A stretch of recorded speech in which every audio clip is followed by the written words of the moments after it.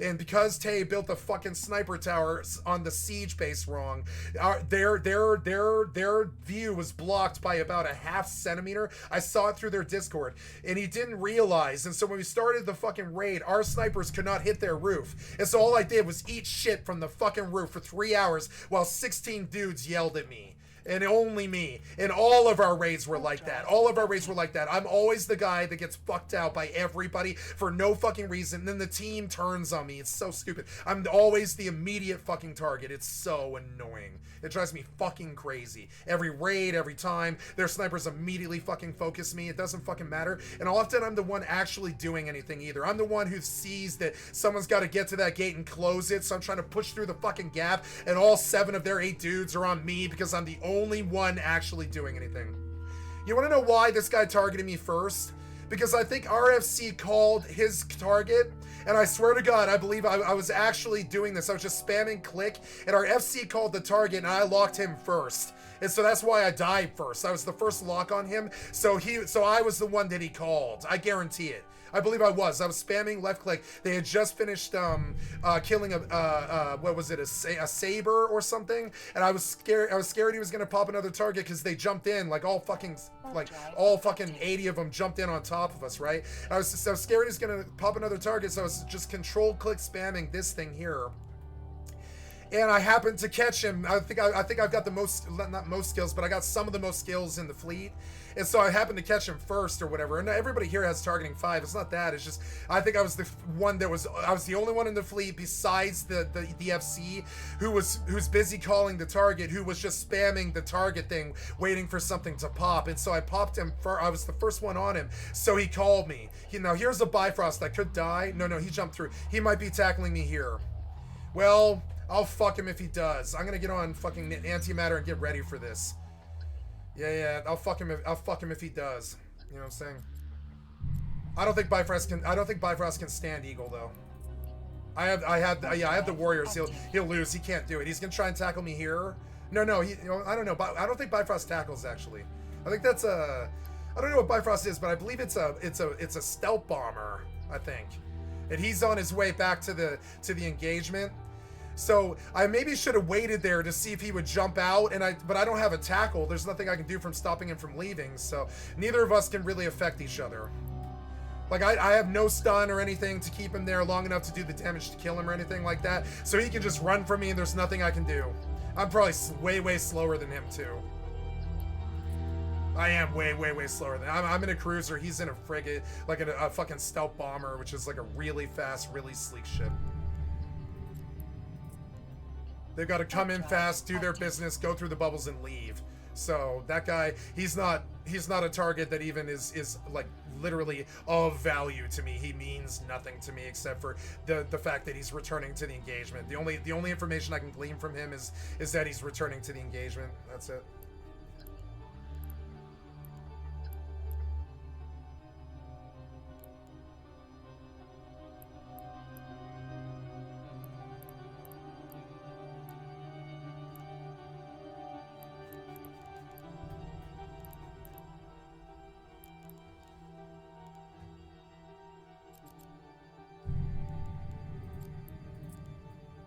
Warp drive active.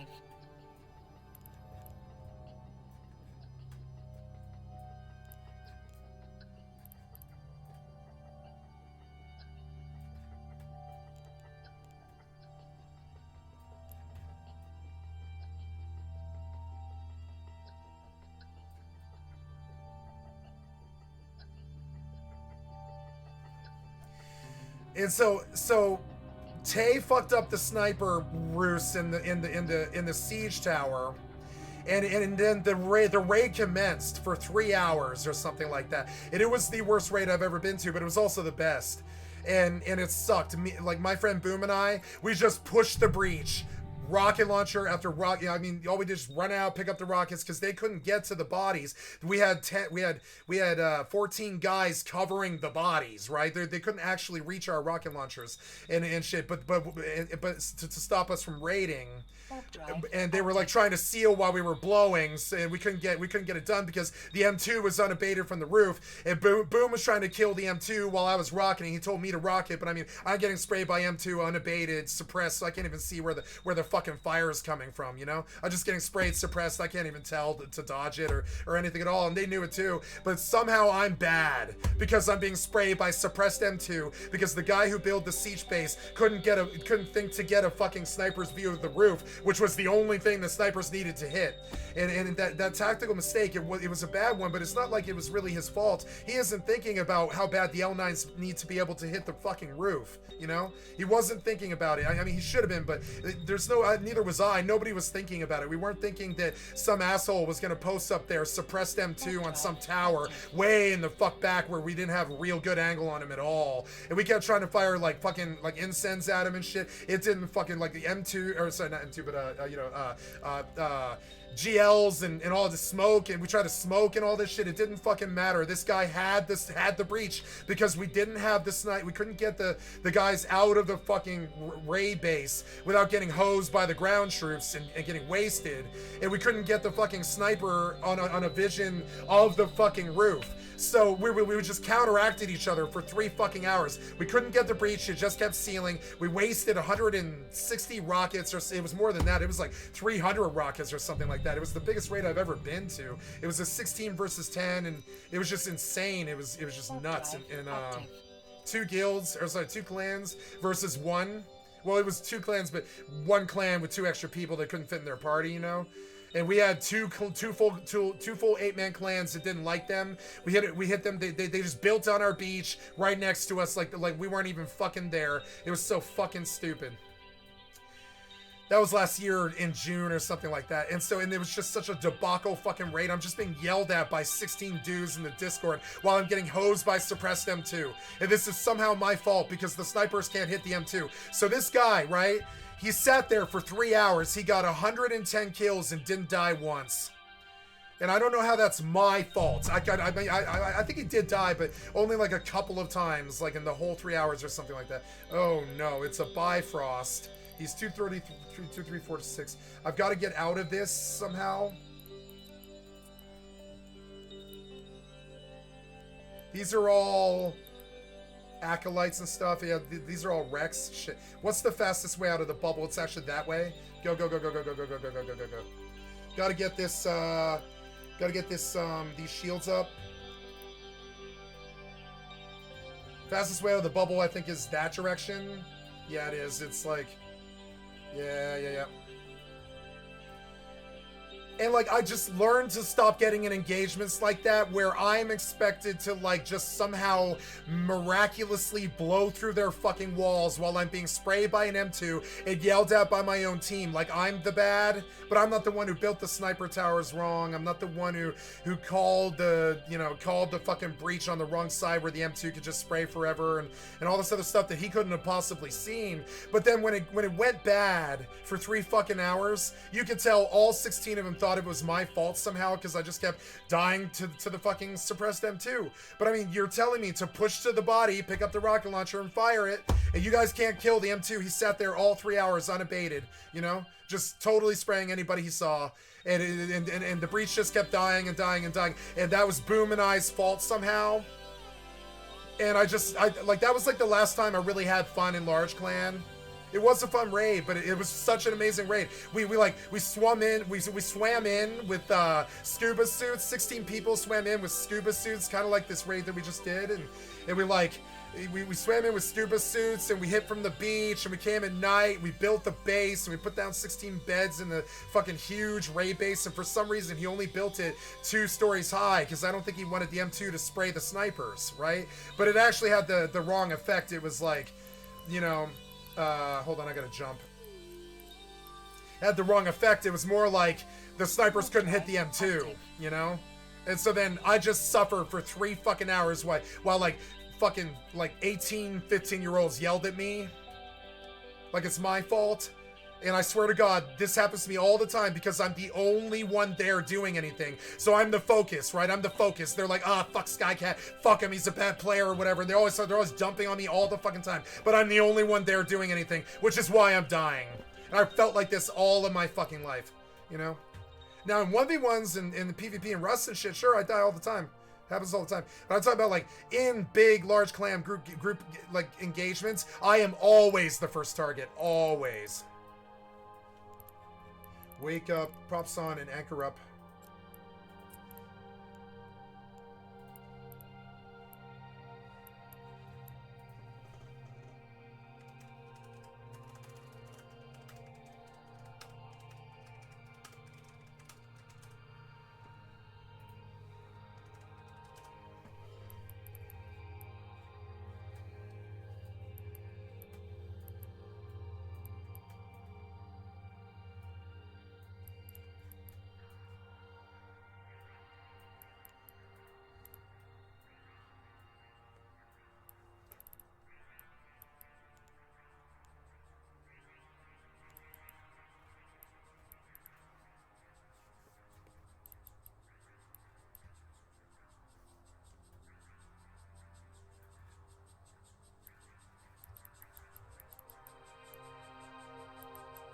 Oh, we do shoot this one, I guess.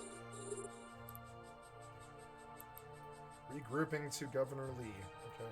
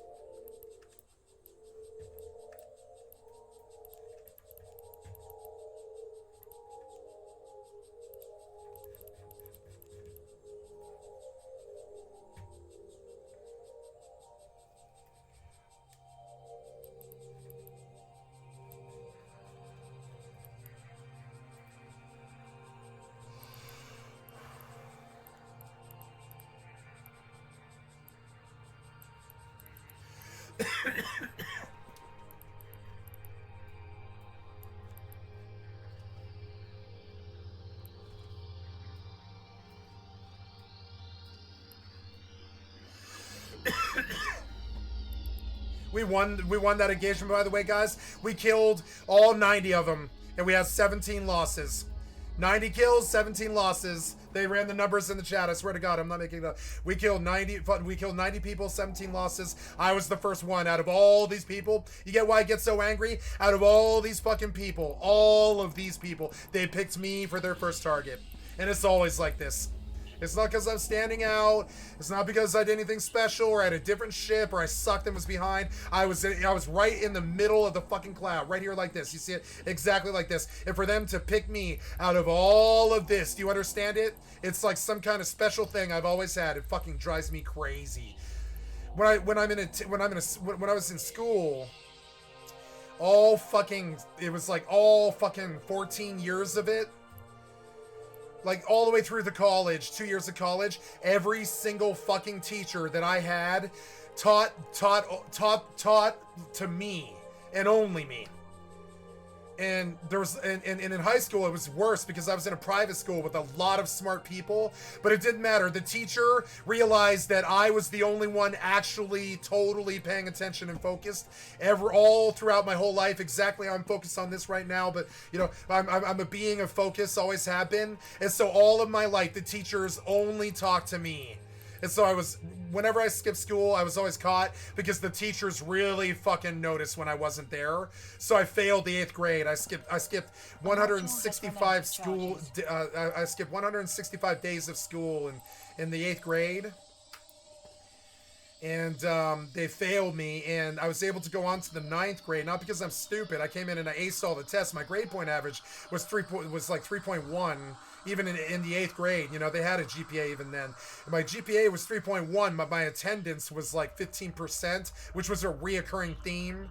And I would come in and ace the tests, and they're like, "You obviously already know this stuff. Why are you failing all these classes and skipping all this school?" And I was like, I'm angry. I'm listening to a lot of angry music. I didn't know what marijuana was yet, so I was just an angry metal kid. That was it. I didn't know what marijuana was at all. So I was just this angry, angry fucking metal kid. I was so angry. I was listening to Nirvana and Metallica, Nine Inch Nails, and fucking, you know, Skinny Puppy, Ministry, and fucking deathcore, fucking Cannibal Core, fucking, you know, all this shit. Oop, there it is. Big boom now.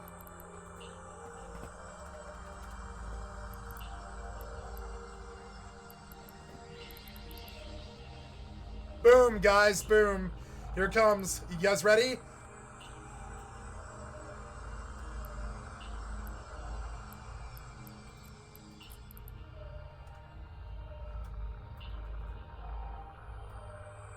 I'm gonna take a screenshot.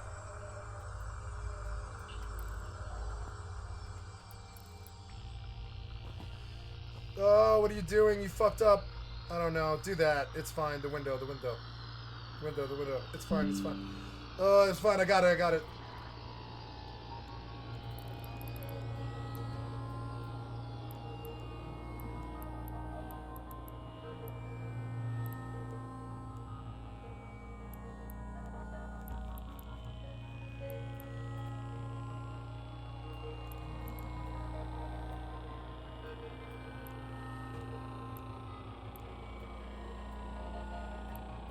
What loot? Yeah, there's no loot.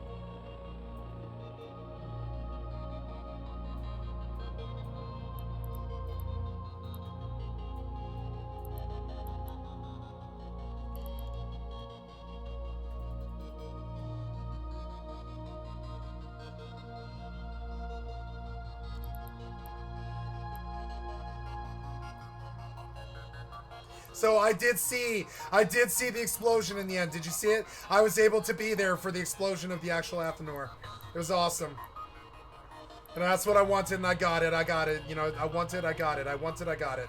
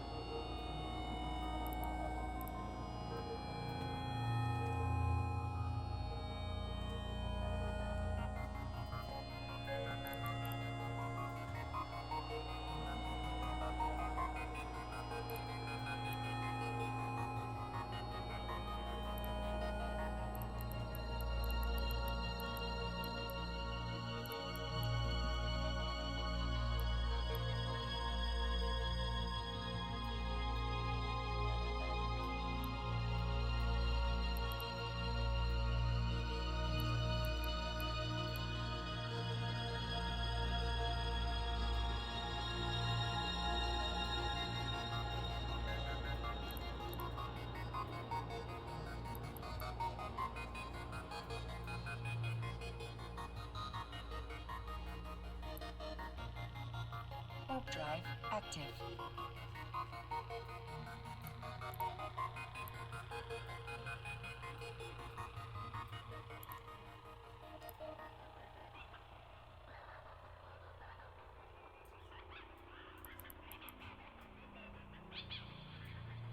Why is there a porpoise right there? Warp drive active. Why is that porpoise jumping around?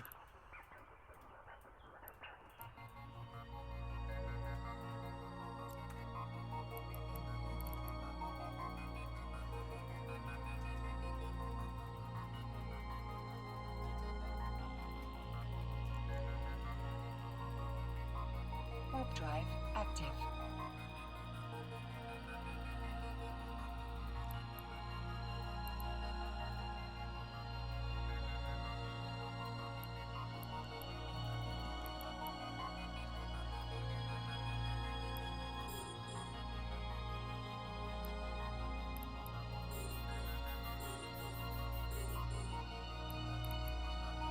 Warp drive active.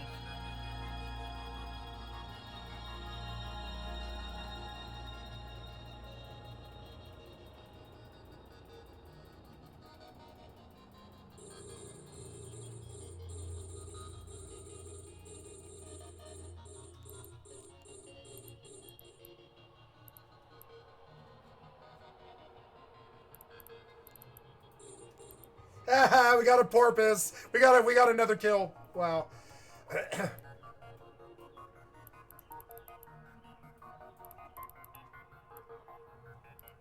Why would he?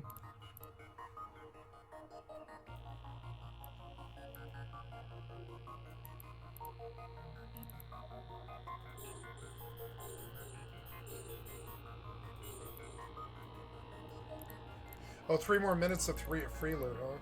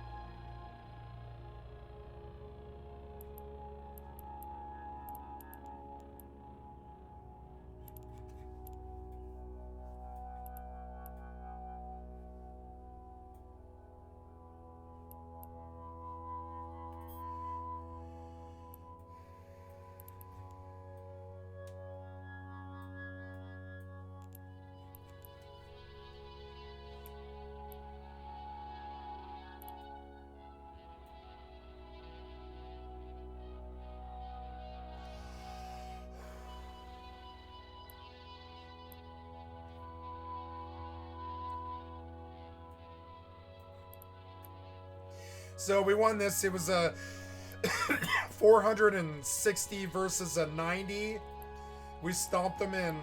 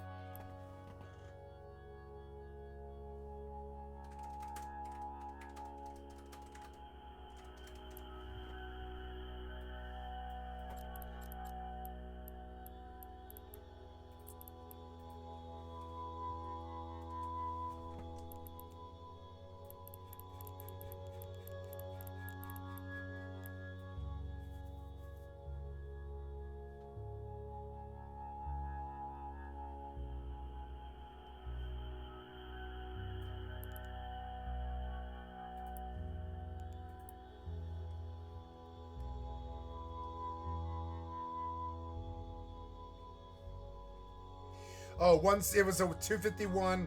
Or no, Team A, Team B, Team B.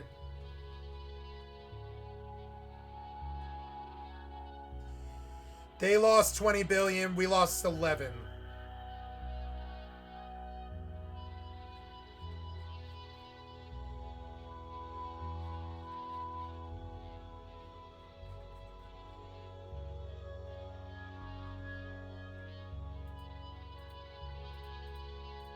Warp drive active.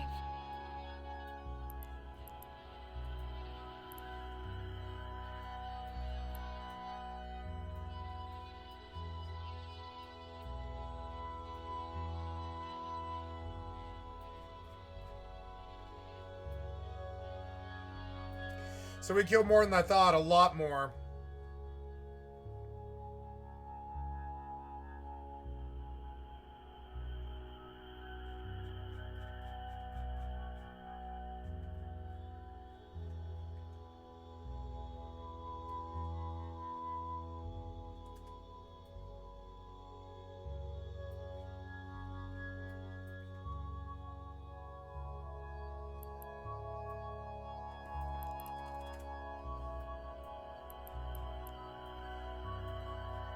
Warp drive active.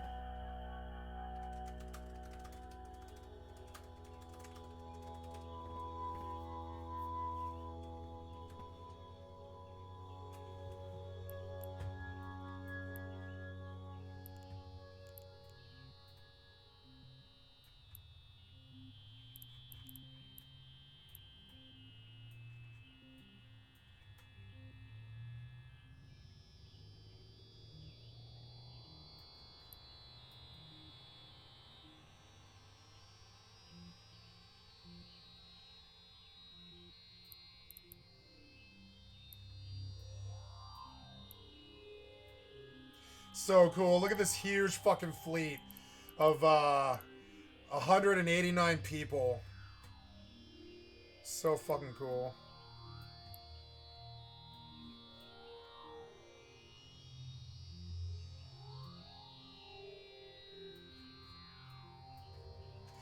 This is maybe the best guild I've ever been in that I didn't lead. This is the best. This is hands down the best guild I've ever been in that I didn't lead. You know, I'm serious. My guilds were badass. 500. I ran 2 guilds. I ran a PvP guild called Come On Her Face, and then I mean we had 2 names. First we were Pretty Hate Machines, but I didn't like, which I liked. That's a Nine Inch Nails album. I really liked it. Warp drive active.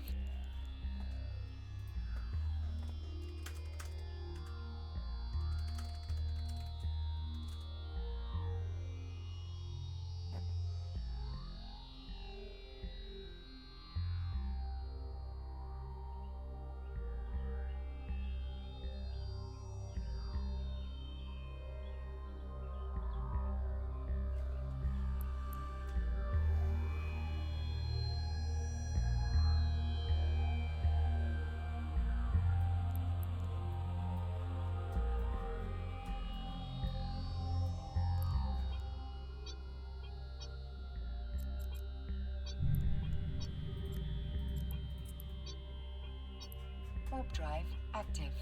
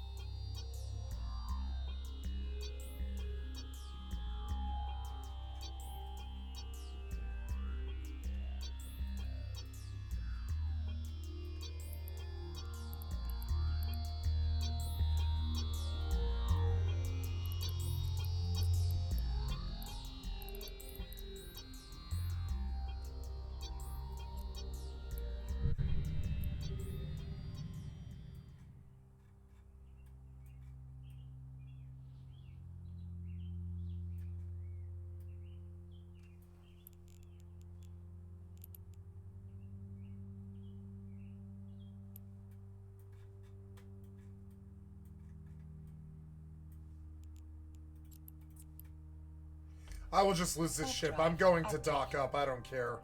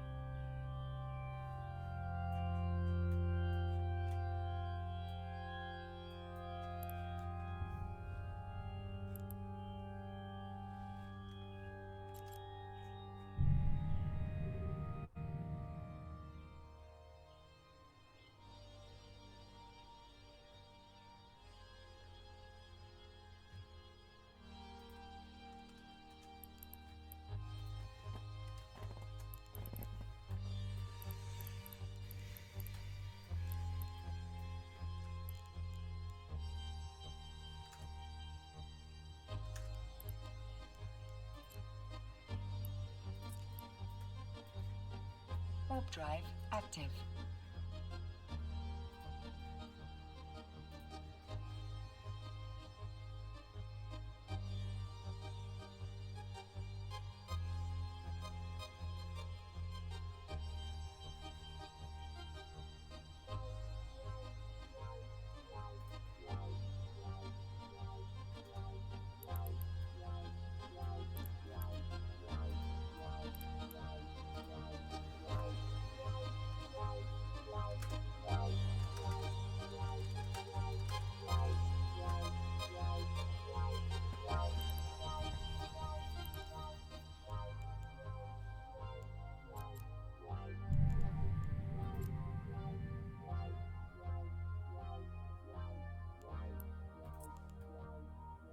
Warp drive active.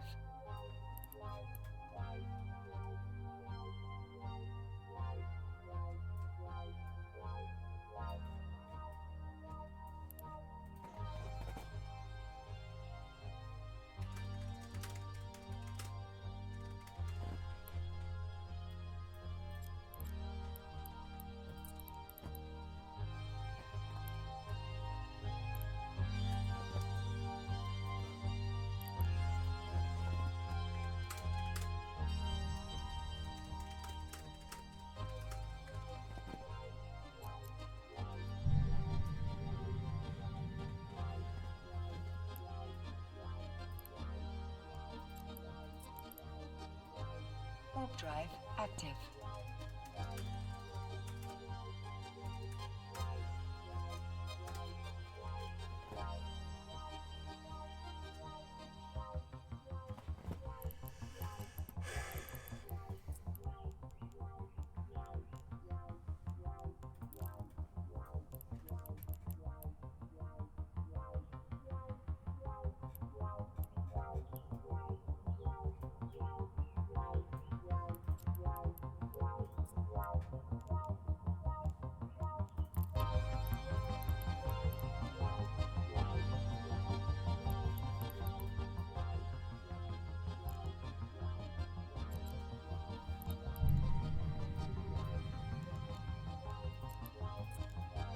Warp drive active.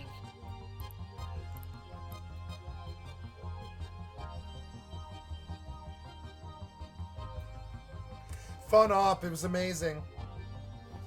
Really good timing too. It ate up like the last 3 hours pretty fast. Pretty fun. It was amazing, and we had a solid victory, a really solid victory. We lost 11.4 billion. They lost 20.35 in ships, and then they lost an Athenor worth like, I don't even know how much, like 100 billion or something. I don't even know. I don't even know how much they actually lost. How much was that structure worth that we killed?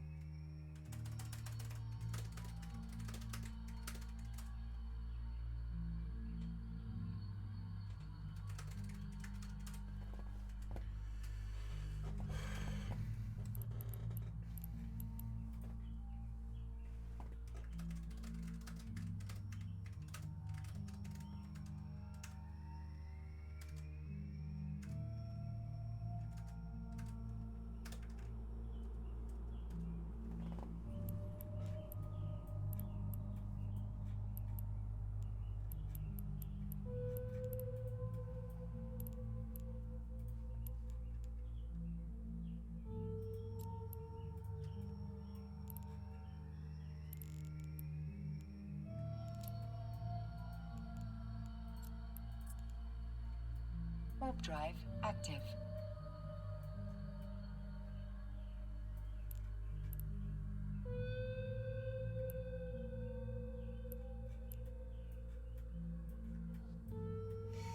They lost twice what we did. Fun as hell. And we backed up a whole bunch of corps too. So we're in this alliance with Snuffed Out. Absolute Honor and Absolute Will are us. They're just different versions of us. See, they've got the symbol right. So we're Absolute Will, Snuffed Out, Absolute Honor, Zerg Reborn, Against All Authorities, Red Alliance, Reloaded, Curators, Veritatis Alliance, and Absolute Glory. There's like a bunch.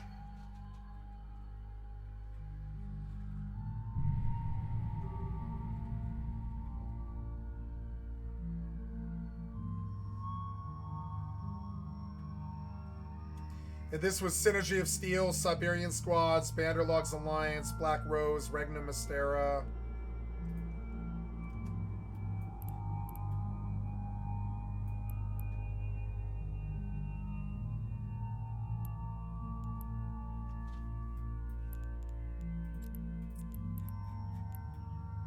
Warp drive active.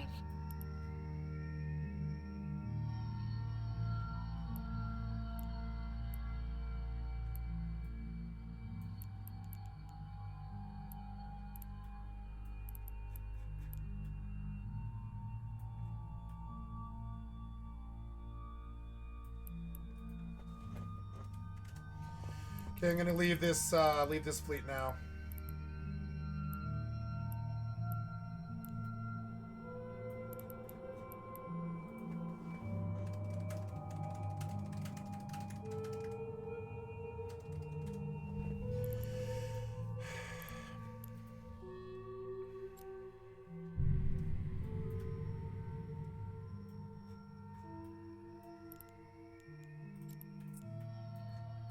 Warp drive active.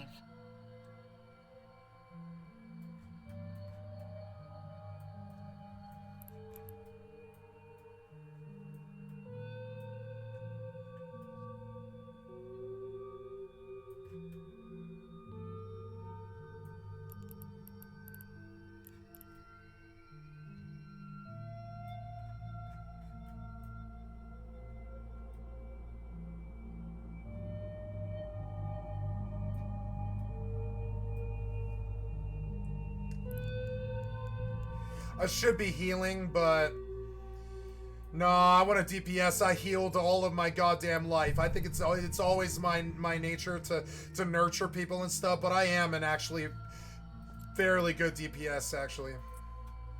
I would say so. I used to sit up on Hunter or like Shadow Priest, and I would just waste whole AVs by myself, and I'd have like 46 kills and 2 deaths, you know? And I'd be top damage and that whole motherfucker. And I'm dead serious. I'm not saying it because I'm bragging and shit. I got a lot of history like that. People remembered me because I'll sit up there. It's either Catastrophe, Catalysta, or Skycat, right? Catastrophe is my hunter, Skycat is my rogue, and Catalysta is my priest. And they remember me all for different reasons. I'm a legendary fucking disc priest in the RPG scene, and a lot of disc priests modeled after me. And I was top for a while. And then, like, top gear, top rated, everything. I was the top in the world. And then, like, top disc priest in the world, excuse me. Not top WoW player, top disc priest in the world, top rated in 2010. And that was with Kill It Please, which is my Australian fucking 500-man guild that I ended up running. But I mean, I didn't build the guild, but I ended up running it though, which is fucking crazy. And so we had a special 10-man that, well, it was a 15-man depending on, well, it's a 15-man or a 10-man depending on what we were doing. But we had a special 10-man and a 15-man of the best raiders in our corp, right? Sorry, in our fucking in our guild, right? The best raiders in our guild was also our premier RPG team. So it was the Lock, Ben Sorensen, his name is, he's famous, he's Ben Sorensen was the Lock, and his name is, I can't remember, and then there's the other, and the DK was Chris, somebody or another. I know all their real life names, and they're all fairly famous in the WoW scene and stuff. It's kind of famous, not famous, but like very successful and very well known in the Australian raiding scene. Like the best of we were the best of the Australian raiding scene. I was the only American. I just lucked into it, right? One day I got really fucking pissed off at my guild. Like really fucking pissed off. I'm talking, I left the guild. I just left the guild permanently forever, right? And I had been with some version of that guild for 17 years, or well, at that point it was 13 years. It was 13 years at that point. I had been there since 2003. It was originally this guild on the venture company called oh good, I'm done here, I can leave.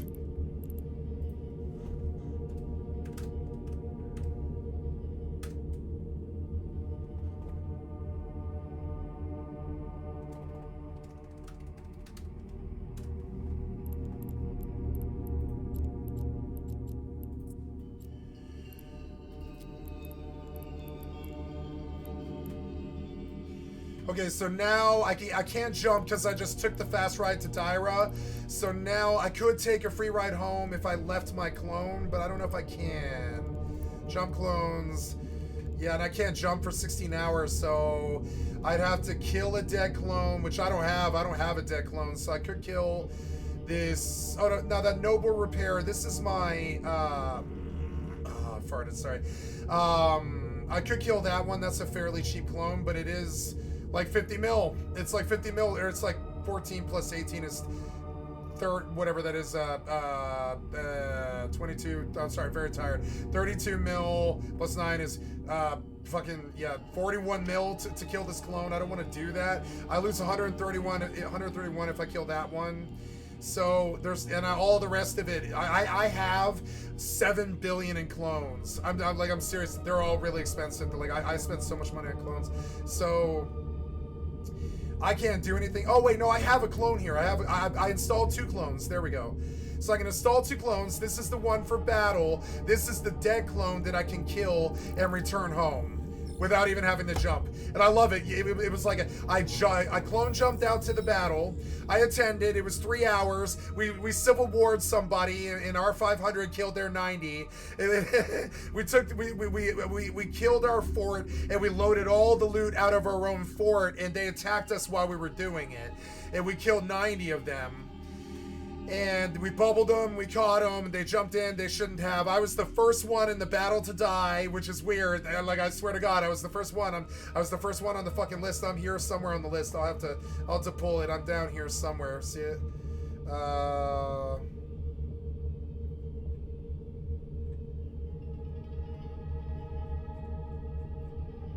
But I wasn't the only one. I was just the first one. There it is. So I was the first one. I was the first one to die. Mine was worth 92. Yeah. So, yeah, but I was the first one to die in the battle, which is weird. And they, I don't know why they picked me, but, yeah. So, yep. And, yeah. So, yeah, good shit.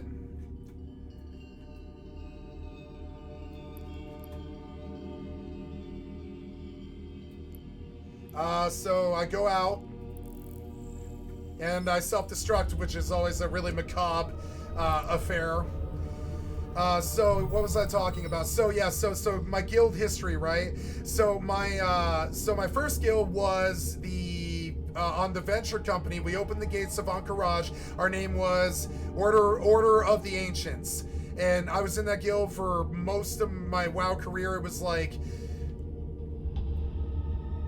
5 years. It was all the way through Classic, all the way through TBC till the end, and we finished Kel'Thuzad. We finished first on the Venture Company on Kel'Thuzad, Kel'Thuzad at the end of Black Temple. We finished first on the Venture Company. We opened the gates of Encourage in Classic, and I have all the proof and all the friends. I wouldn't make these claims if I couldn't drag up the guild members to swear on a Bible that this happened. All this stuff is the truth. And so we opened the gates of Encourage on the Order of the Ancients. With Order of the Ancients, and then we transferred from the Venture Company to Kel'Thuzad, and we finished Kel'Thuzad, Black Temple, first on Kel'Thuzad.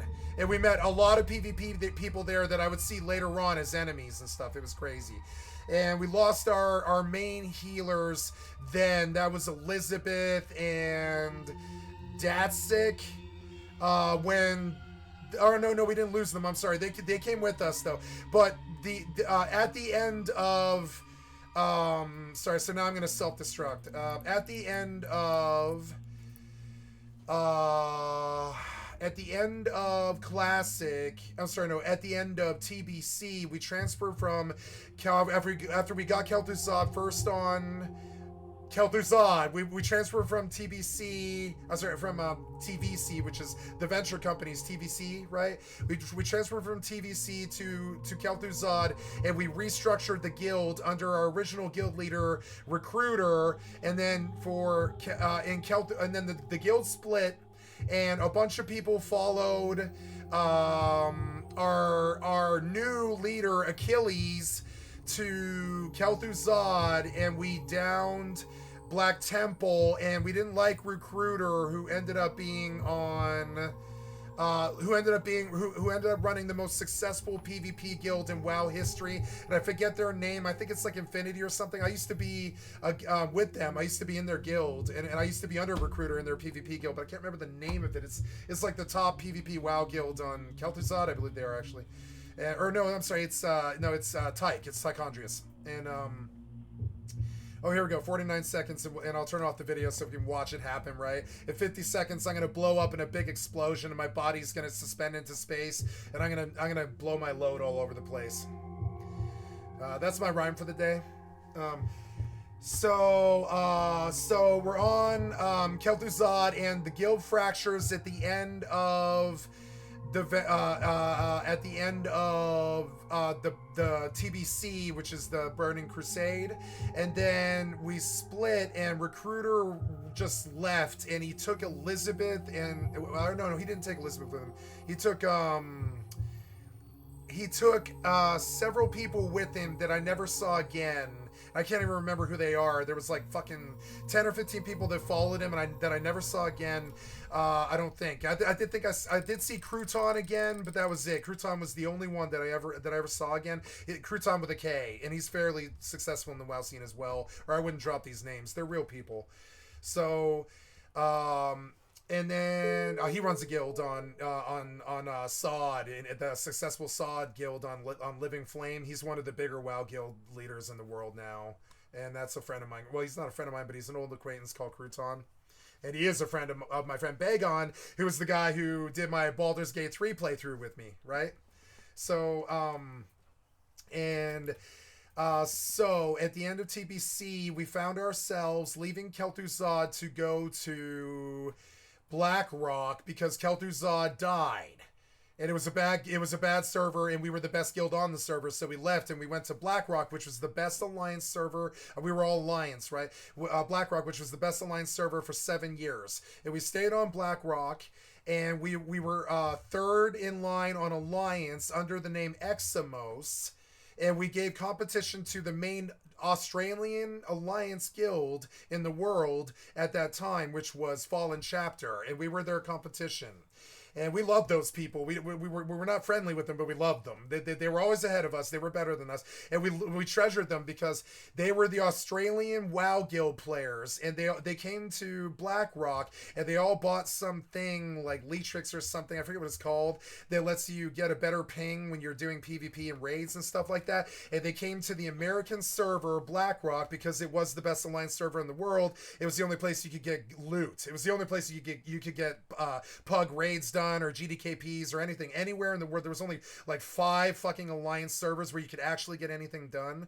It was like the main would be Blackrock, and then under them would be Tichondrius, and then under them would be Laughing Skull, Lightning Hoof was big for a while, but then they're big now, but they didn't used to be. And Lightning Hoof, and we were on Lightning Hoof for a little while, and we were on Kel'Thuzad for a while, we were on Tyke for a while, we were on fucking Blackrock for a while, we were on and then top 5 guild, or sorry, top 5 American alliance servers. I don't remember. I'd have to pull the actual WoW statistics, and I don't want to do it. I don't care. So, and now I'm in Daira. I set my home point here. Fuck. I wasted time. No, wait, no.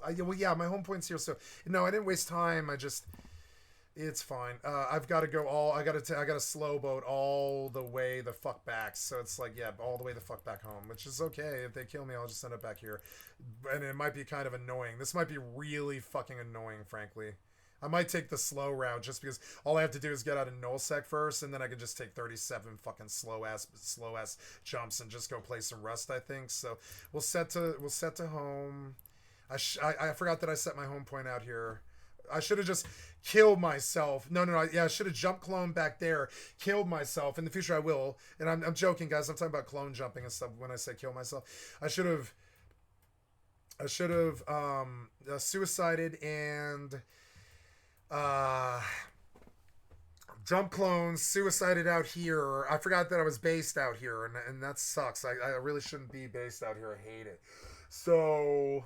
And I should have blown up Capsule and set home station here and come back. I didn't really realize I misplayed a whole bunch of times because I was talking through the whole fucking thing and whatever. So yeah. So yeah, I'm sorry. No, I'll have to. Well, yeah, it's like fast wise. If I go through Tama, I'll just die. So we'll have to do longer. I think I've got to go through Tama. No, never mind. It's just 47 crappy jumps. I'm out at Amar. So that's fine. It's that does not bother me. It's fine. 47 jumps is fine. That's like an hour. It's not bad. Here we go. Get it going. Autopilot engaged. And here we go. Yeah. So I'm just gonna... Like, I'm learning now that I maybe should actually, like, when I'm not using the client, I should just optimize for memory. It's such a really fucking good client compared to all the other MMORPGs combined. This client is so much simpler. So look, it's a simple little fucking 8 things, and it's really, really good. There's a lot of really good quality of life here. The best I've ever had, especially the keybinds. Look how many goddamn keybinds there are for this game. It's like 200 or something, 250 if you don't count the character creation and all this, and if you're not fighting fighters. But if you count all this, it's like, to actively play this game on a master level, you have to learn like 190 keybinds or something like that. It's fucking crazy. It actually is the skill ceiling. It always has been. I don't respect WoW players or Rust players or FFXI players or ESO players or Diablo players or anybody else players like motherfucking EvE. I don't. EvE is the ultimate skill ceiling. I've always maintained this. I've always thought it. I don't think Ultima Online is like Ultima Online and RuneScape combined are like a walk in the fucking park compared to EvE. I feel like those are short games compared to EvE. I feel like you could probably beat them and master them inside of 3 years or something like that. This game never ends. I think you go all your life and you still couldn't be good at everything. I don't think so. Autopilot jumping. Home front. If I didn't have 46 jumps, yeah.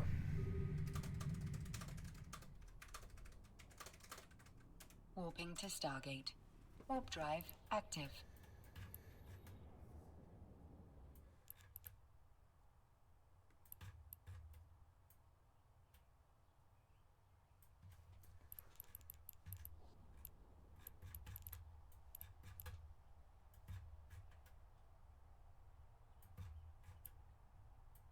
So...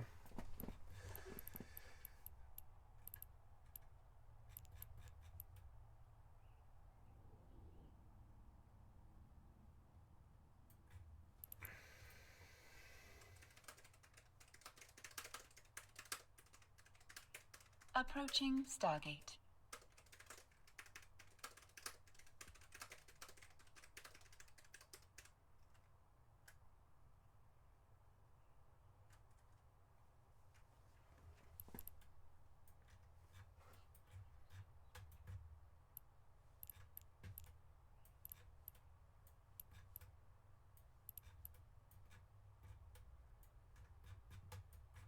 Autopilot jumping.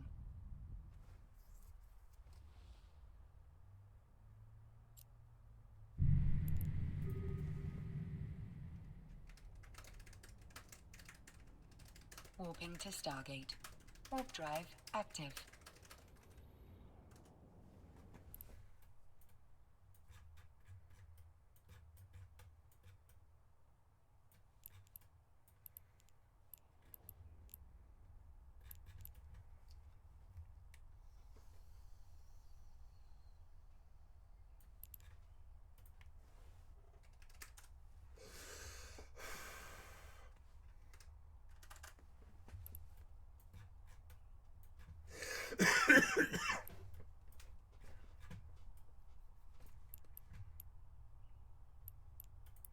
I love this corp. It is the best fucking corp I've ever been in. When I left it, I was so sad. I was like, I'm incompatible with my corp, and it's my own problem because of my Rust addiction. I cried after the stream ended. I was so upset about that. I didn't act like it on stream at all. But when I went to bed that night, I was like, I'm incompatible with good people because of my Rust heroin addiction. I cried like a little girl. I'm about to cry right now again. I was like, my Rust heroin addiction is keeping me away from the proper corp that I should be in. I was so sad. I cried like a little girl that night. I was like, God damn it, my life sucks. There's always some fucking blockage and shit. And I did. I left this corp for like 3 months or something. Oh, so speaking of leaving corpse, so to finish the WoW story, right? So we're at the start of Wrath. We moved to Blackrock and we tried to dominate the server, and we were surprised by my guild. We were surprised. We ended up hitting a wall in terms of beating them. Fallen Chapter was always above us. They were the best guild in the world for a while. They were the best guild in the world for a while. They were the best Australian guild on a U.S. server, right? Worldwide, it would have been Vodka, I believe, or Method, one of those. But in the U.S. servers, the Australian guild on the U.S. server was the best in the world. They were Fallen Chapter. But in the world, it was Vodka and Method and Perseverance and all people that we used to fight in the RPGs. You would see them in the RPGs. The only contact I ever had with other world guilds was in the RPGs. Ironically, I never got to talk to any of them in the chat because they weren't on the same servers. But I was in a top 10 guild. I absolutely was. I ran a top 10 guild, and you know, I don't say these things like to lie or brag or something. I mean, I say these things because they're true. They're true. Many people could back me up. I mean, they're true. So we see all these crazy guilds in RPGs. But anyways, it's the start of Wrath. We're on fire. We're like clearing dungeons. I remember going after the Burning Crusade and stuff. I remember going really hard at the start of Wrath, and we chained, I think it was like Utgard Pinnacle for 10 days or something like that. And we just kept running all the other people through, and we just kept getting the best loot that you could get that was BOE out of Utgard Pinnacle, which is I think a level 68 dungeon or something like that. UP is what they used to call it. It was my favorite dungeon. It was the easiest one to sort of chain and run if you were just careful to dodge the ice, and it was just really fast, and it really paid out, and it was a high level dungeon, and people knew it, and it didn't scare them like a lot of the other dungeons did on a heroic mode. And back then heroic was a big deal. It was actually hard, you know? Jumping.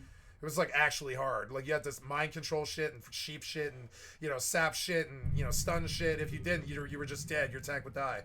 A tank cannot take 5 mobs in classic WoW all the way through to the end of Wrath. And even in Kata, you still can't really tank five mobs. You have to have like fears, more like fears. And in Kata it was fears and Frost Novas and you know, mass stuns and stuff like that. But in Wrath it was like it still was sheeps and saps and grips and, you know, grip of ice and or chains of ice and all this other stuff, right? So that they couldn't move. Or Locke's got, you know, hex, or shaman had hex and all this.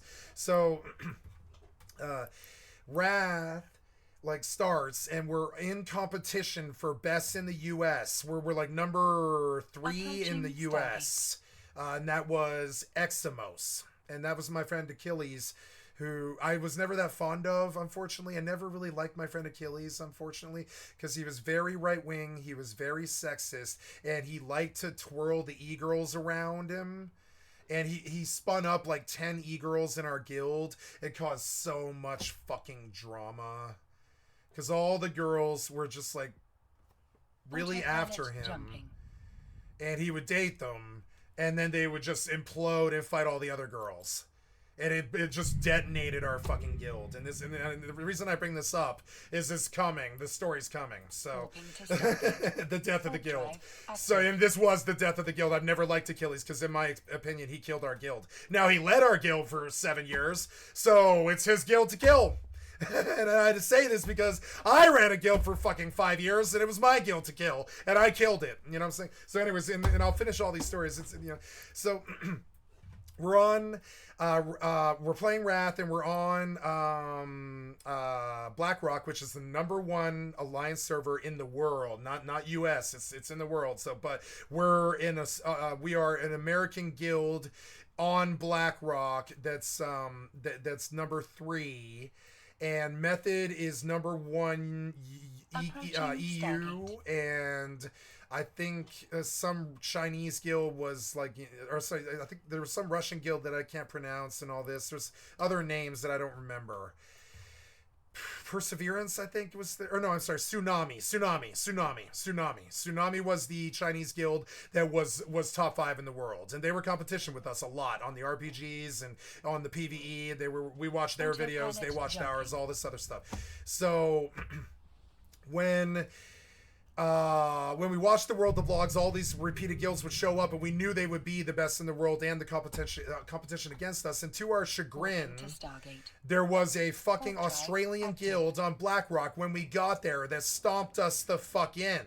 Now, I didn't know that I would become the leader of that guild and become essentially the top yeah, it is essentially because I had competition in my own guild is the problem, right? But not, I say essentially because at certain points of the day, other people would have better gear than me and then I would have better gear than them. I would be buying pieces and stuff like this. And it was that early in the content where like literally like a couple of hours could change whether you were the best in the world or not. And you would go chart yourself on the fucking armory and on the WoW statistics and shit. And you were like, I'm the best disc priest in the world. And I didn't have a stream back then. And I didn't have anybody who cared. I was in my room by myself. The only people who cared were in the fucking Discord. Or, well, back then it was Ventrio, right? And so I'm bragging the Ventrio to my fucking friends and stuff. But back then I was just a disc priest in the raid. I was just another cog. I was not special until MOP or something like that. So... So I was just another disc priest in the raid the whole time. I was not the top disc priest in the world till MOP, and that was until I got a better computer. I had a crappy computer for 7 years or something like that. Crappy blue Pentium fucking 4. Right when like a Pentium 4, like the first month that Pentium 4s came out, and they were the Pentium 4s that the Dream Cafes bought for their LAN cafes and stuff. And I had this Dream Cafe blue PC, and so did my friend R. And like this PC at the time was amazing, but then 5 years later it wouldn't even run Syndragosa and Wrath. It would literally drop frames to 3, and I would be like, you know, a disc priest cog in the Eximos raid, and my friend Bagon can relate all this. He was there, like, you know, and I can drag him on the Discord if I ever need to prove all this. Like I've got people who will swear to God, and people who believe in God who will swear to God that this happened, and I do too. And like, so I wouldn't say it. I believe I could get canceled if I wouldn't say this shit if I didn't, I wouldn't say this shit if I didn't think I could get canceled saying it, and it's true, all this stuff. I'm dead serious. So. I'm in Wrath. I'm a disc priest in the cog that is I'm a cog disc priest in the raid that is Eximos, and Eximos is number 3 in the American charts, and number 1 is Fallen Chapter, and I don't remember who number 2 is. It's gonna be autopilot jumping. Adept, I believe. No, I'm sorry. Adept was Horde. I can't remember who the second place is. It's been so many fucking years. I got brain damage. I don't remember. It's some Alliance guild, but I don't remember who the fuck they are. We were number 3. I remember that. We were number 3, and we stayed number 3 all goddamn fucking expansion. And it was so bad for everyone's morale because we had a 2450 gladiator mage in there, and his arena master gladiator mage Chinese girlfriend Elizabeth. She was our tree, and she was also 2450, and they were a duo couple in arena, and they were like top 100 in the world in Wrath, and they were in our raid. And they were our talents. They were our top. She was our top healer. She would triple anyone else because she was Tree and Wrath. Tree and Wrath just tripled everybody. Honestly, and then there was, and it was a whole bunch of set of girls. The healer core was 3 men and 4 women. It was me, Dis, and I'm forgetting a healer, but I can't remember the name. There's another disc priest, and I can't remember their name. We had 3 disc priests, and I was one of them. We had the tree, Elizabeth, and I don't remember her fucking character name. I'm sorry, I just don't. There was another Pandilly. Pandilly was the other priest. I love Pandilly. She's one of my best friends. And then we had in the healer core there was a holy paladin named Anduin. Holy paladin named Anduin. And then we had, our tank was Achilles, and our off tank was either our friend Christoph, who was Pog Slammer, Achilles, or and Achilles was the main tank, and Pog Slammer was the off tank. He was our shadow, the first Shadowborn. The third Shadowborn on the server, and he was the DK that got it. And our main tank was also our raid leader, and he didn't. And one of the reasons we were some of the best in the world is, I swear to God, and I still maintain this, right? The only reason we were the best in the world is our main tank was also our raid leader. And you'd be surprised how actually good that is. Because the main tank doesn't have to do shit. Healer raid leaders like me, I have to still pull out the world's best heals and also lead the raid, which I did for Kill It Please. and also Pretty Hate Machine and come on her face and all these PvP raids and all this stuff, right? I did all this raid leading for like 5 years as a disc priest, which is incredibly fucking difficult. You are watching between 5, 10, 15, 20, 25, 40 bars. You have 36 keybinds for 36 fucking abilities. You've got people yelling you in your fucking Discord because you're the leader and you're gonna lose if you fuck up and all this stupid shit. And if the tank dies, it's your personal fault as the raid leader and the healer, because you are one of the 3 healers that has to do their fucking job in that 10 man or that 15 man or that 25 man or whatever the fuck it is. Or the tank dies and you're the raid leader, and whose fault is that? You're the healer, right? And this happened to me several times. They're like, fuck you, man, we're dying because you didn't heal the tank. And I'm like, no, I'm dying because I have to tell you guys not to stand in the fucking fire all the time. You stand in the fucking fire all the time, and I have to pay attention to it, and I have to hold your fucking hand, and just like Achilles, I have to yell at them, and I have to be like, fuck you, no, I am not taking fucking responsibility for being number 2 out of 5 healers, right? I'm second place out of 5 healers. I was never number 1. It was always Elizabeth or Aloris or one of them, or Pandili, right? I was never number 1 because I'm busy or I had a bad computer, right? But later on, it was like, no, I'm number 2 on the heels. Don't talk shit to me in this fucking 25 man, because like I am leading this fucking raid, and I swear to God, you guys stand in the fucking fire. You don't kill the right leg. I call left, you get on right. I call right, you get on left. I swear to God, you don't grip the tank. You don't. I mean, I swear to God, I was a very good raid leader by the end of it. I wouldn't yell at them. I would just berate them. Like I would just tell them what they were doing wrong as they were fucking doing it. Can you hear it? I actually was a very big fucking raid leader in the WoW world. I was.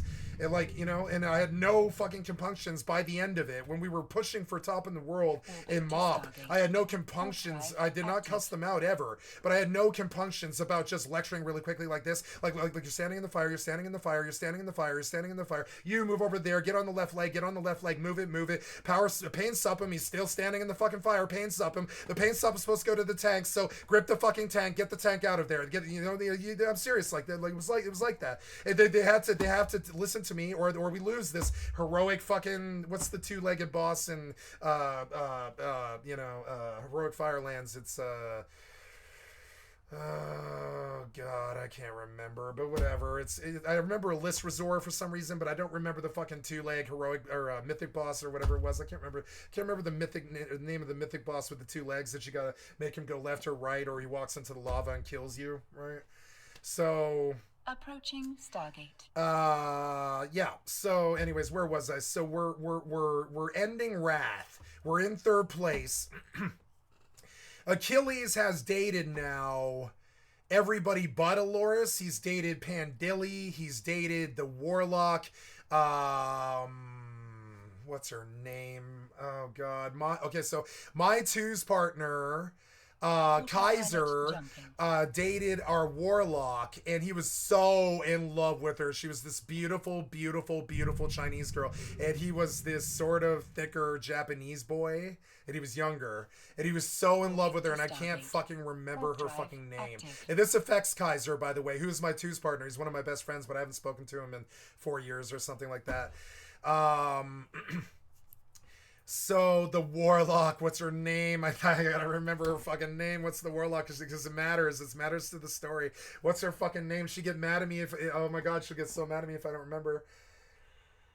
It's gone, guys. It's the brain damage. I don't remember the Warlock's name. She's a friend of mine, but I can't remember the fucking name. I can't remember the name. I can't remember the name. I'm sorry. It's something. I can't remember. So the Warlock once. Okay. So our main tank, the raid leader, who's taken us successfully to 3rd place in the U.S. on BlackRock is the story, and then we're in competition with another American guild and an Australian guild in the top place, because the Australians started on BlackRock. There was not an Oceanic server back then, and that's part of this story too. So then So we're the number 3 guild, and we're headed to we are now downing heroic Lich King, which puts us as number 3, and it was very terrible for me because I was perfect all the way up. I'm talking perfect. I was like number 2 or number 3 in the healer ranks, and there was like 6 or 7 of us, and I was number 2 always. I was like number 2 or number 3, and I was just a disc priest cog in the wheel that always did their job, and occasionally I'd fuck up, and occasionally I had frame rate drops, and I would stand in fire, and they would yell at me, and they would battle res me, right? I was the one who always got the reserve battle res, not because I was bad, but because my frame rate would drop, and I would tell them, guys, my screen is not moving, I'm standing in fire, I'm going to die, and they're like, okay, I'm sorry, Cat, and they'd be like, Cat's fucking computer runs on a fucking hamster loop. It was this endless joke. Cat's computer runs on a fucking hamster loop. You know, Cat's computer is a fucking potato. Cat sucks. Cat needs to get a job and buy a computer. Cat's computer is a piece of shit, and it was just endless. It was like 5 years of it or something like that. Cat's computer, blah blah blah. And I'm like, motherfucker, I raid 60 hours a week. When am I gonna fucking work to buy a computer? What the fuck are you talking about? I used to tell them to them, and they're fucking right to their face, motherfucker. You have been raiding with me for 60 hours of this week. When am I gonna go work to get a fucking computer? When am I gonna go do that? I would yell at them in the vent about this. I'd be like, yeah, just battle res me and shut the fuck up. Just battle res me and shut the fuck up. I have a bad computer. I raid with you guys all the fucking time. I don't have the time to have a job to go buy a computer. I'm sorry. It's either attend the raids or go get a job and get a computer. You want me to go get a computer? I love my guild so much that I will quit this raid and I will go buy a computer, and I will come back in like 6 months, okay? And they're like, no, you're our best disc priest. No, don't go. You've been with us for 10 years. Don't go. And I'm like, all right. Well, then I've got a bad computer. We've got to work around it, you know? And there's this shit. It was shit like this. And what I'm talking, this is all in chat too. It's not you can't say it in vent because there's 25 people in the vent. I'm talking about G chat and shit like that. People are like Achilles is whispering, like, yo, they're talking shit about you, bro, and they're asking me to G kick you. And I'm like, I don't know, man. I've got a bad computer. G kick me, I guess. I raid with you guys all day long, every day. Like, when the fuck am I gonna fucking buy a computer? I would just say shit like that, and he'd be like, it's okay, you know. They'd be like, oh, it's okay, because I only ever failed on one boss. They were like, it's okay. There was two bosses actually. Safety Dance and Nax. I got subbed in. Literally, they would sub me out for Safety Dance, and they would sub me out for Syndragosa.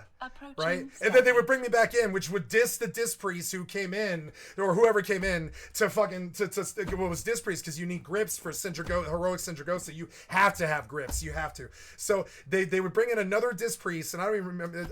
I remember me and Tony, but I don't remember who the rest of the disc priests are besides Pandilly. Pandilly was the one that stood out. I don't remember the rest of them. It sucks. So, like, jumping.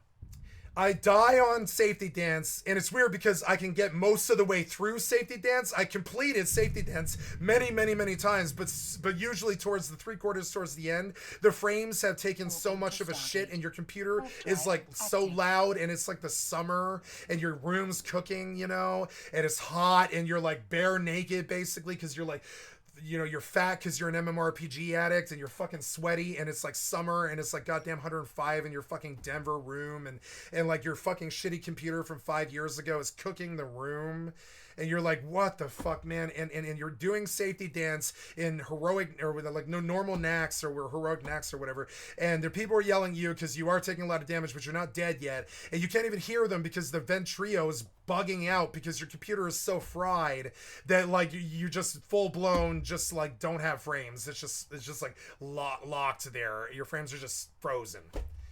And at that point you die. And so my job was if they got stuck with me and didn't have somebody to sub in for that particular boss, I was perfect for all the rest of it. And I was actually actually fairly famous on the server for how many times I'd successfully actually mind controlled Khalduzad, you know? And just, you know, done the fight perfectly, because Mind control. It is required to mind control. It's Kel'Thuzad, so I was like notoriously good for it. Stuff that mattered that didn't drop my frames. I was like the perfect guy. I would do it 100% of the time, every single time. You know, nail it. You know, no problem. But if the frames dropped on my bad computer, and I know a lot of Rust players can relate to this, if my fucking frames dropped on my bad computer, it was over. And so there was only 2 fights in Rat that were there was 3. There was three fights in Rat that were too bad that would just tank me. It was Safety Dance, which should have never been done. I still maintain that Safety Dance was the worst thing Blizzard ever did. And then because it was just mass death. Most of the time it was just mass death because most people's computers couldn't handle it. And Sindragosa was the same. Sindragosa was like mass death most of the time on Heroic. If you're going for Heroic Lich King, Heroic Sindragosa was the boss right before that kicks your fucking ass, that drops all this stupid snow effects and crazy crystals and stuff that completely tank your frames per second on the second worst raid boss in history for some reason. We never understood why Blizzard did stuff like this, but they do. So and the fight didn't need it either. All we wanted as raiders was a tank and spank fight before we fought the Heroic Lich King, which was a terrible decay thing with tons of spell effects, which also tanked my frames. But I could get through the Heroic Lich King fight, and I actually did it the first time I did it. I got through the Heroic Lich King fight the first time I ever did it. It was one of my crown achievements for me. I really thought it was gonna be really fucking bad, and it was. And I did die, but we got it. You know, I did die. I died right at the ring, right at the end of it. And like I fell off in the shadows, you know, in the decay. And I was like, I'm out, I'm gone. But they were like, you healed enough, I think. And we got it, I think. And they did. They got it. And they got it. It was crazy. And it was our first Heroic Lich King. All of us got our achievements and stuff, right? And right after that, I'll never forget. And this is where the story's going, right? Right after that, we became acutely aware of three huge problems in the raid if you count me. The first huge problem is our main tank, the raid leader, has now dated every e-girl in the guild, and he favors e-girls like we all do because we like having female raiders. They're good. They're actually super good. They don't stand and fire like the other fucking idiot men do. They have good multitasking. If you bark orders at them, they actually do it. They're like, you know, men just are like, oh, I'm autistic or something and I can't hear you when you're talking to me. But women are like, okay, I'm doing it. You know, women are always like, I'm doing it. You know, there's no hesitation. There's something about motherhood. Some of them were mothers, you know, something about being mothers or something. They were just on it, you know, they were on it. I could rely on them a lot. I relied on my right-hand woman, Aloris, a lot. And we ran a guild together, and I loved Aloris, you know, until I found out she was a fucking hacker. And then, and she was a woman. Like I hung out with a married couple for fucking 10 years or something like that. She was one of my best friends. I won't say her real name, but I never spoke to her again after she got busted for hacking. It was so stupid. So we right after we downed first Heroic Lich King, we're on fire. We're insanely fucking insanely hyped. Everybody in the guild is having the best day of their lives, and I would say it was basically the best day of my life. Maybe it was close to that. When we first downed Heroic Lich King, it was like the first day. It was like the first day. It was like one of the best days of my life. I remember everything that happened too. It was just fucking crazy. So I died on Sindragosa. They had to sub in, and I remember the whisper. He was like, "We're going to Heroic Lich King. They want me to sub you out. If I sub you out, I kind of want to G kick you. Can you finish Sindragosa?" And I'm like, "No, the frames are bad. I can't finish the fight. I cannot do it. I will die every single time. I'm going to leave the raid now." And I just left the raid. I was like, I'm useless to them on Sindragosa. And I told him, I was like, I'll come back to Heroic Lich King. No problem. I'll get you Heroic Lich King. I told him, I was like, I won't say his name. I'll say Jay, right? Jay was his initial. I was like, Jay, you know me. I'll come with you to Heroic Lich King and do the fight. My battle is not the bosses. My battle is the frames. That's literally what I said to him. And he was like, I know, Cat, I know. So then they sub in somebody else for the fucking Sindragosa fight, and they get it. And that was like the second time they had ever got it or something like that. I think they were ecstatic. They were nuts. So they subbed the disc priest out, and I don't remember who that is anymore. God, I wish I did. They subbed the disc priest out, and I don't remember who it is. And they brought me back in for Heroic Lich King because I was the one who was there for every single fucking boss. I was the only one there, except Achilles. I was the only one with the raid attendance like Achilles. I was there for every single fucking raid. Even Bagon subbed out for some of them. I was there for every single fucking raid. I don't remember missing any. You know, maybe if I was sick or something, but other than that, I don't remember missing a raid. I don't remember ever fucking flaking out. I don't ever remember missing a raid, and that's how I ended up being a raid leader, you know? So... so he subbed me back in, and this dissed the other priests, but I mean, they were fine. They just wanted us to finish the fucking raid. They didn't care. They subbed out as the leadership ordered, and they brought me back in, and they were like, Cat's work for this, we're bringing him back in. You know, he has not missed a raid. And they were like, he's not going to miss this. He can miss Sindragosa if he can't do the frames, but let's see if he can do Decay. And if he can't, we're going to bring you back in. And that's what they did too. They gave me my chance, and I respect them for it. But I work for it. I would have left the guild if they didn't. I was like, motherfucker, I work for this. I have been dissed too many times. Like, for instance, in a version of that guild earlier, Order of the Ancients, I went to every single Molten Core fucking like clear, but I never did get my benediction because they fed 5 fucking priests and 9 hunters, and I was just last in line with the GDKP because I bought all the other loot in the way. I waited till 7th place or something, and I began to understood that I had spent all of my DKP on all the other gear except for the benediction. And I began to understood that I was gonna be subbed out in terms of loot on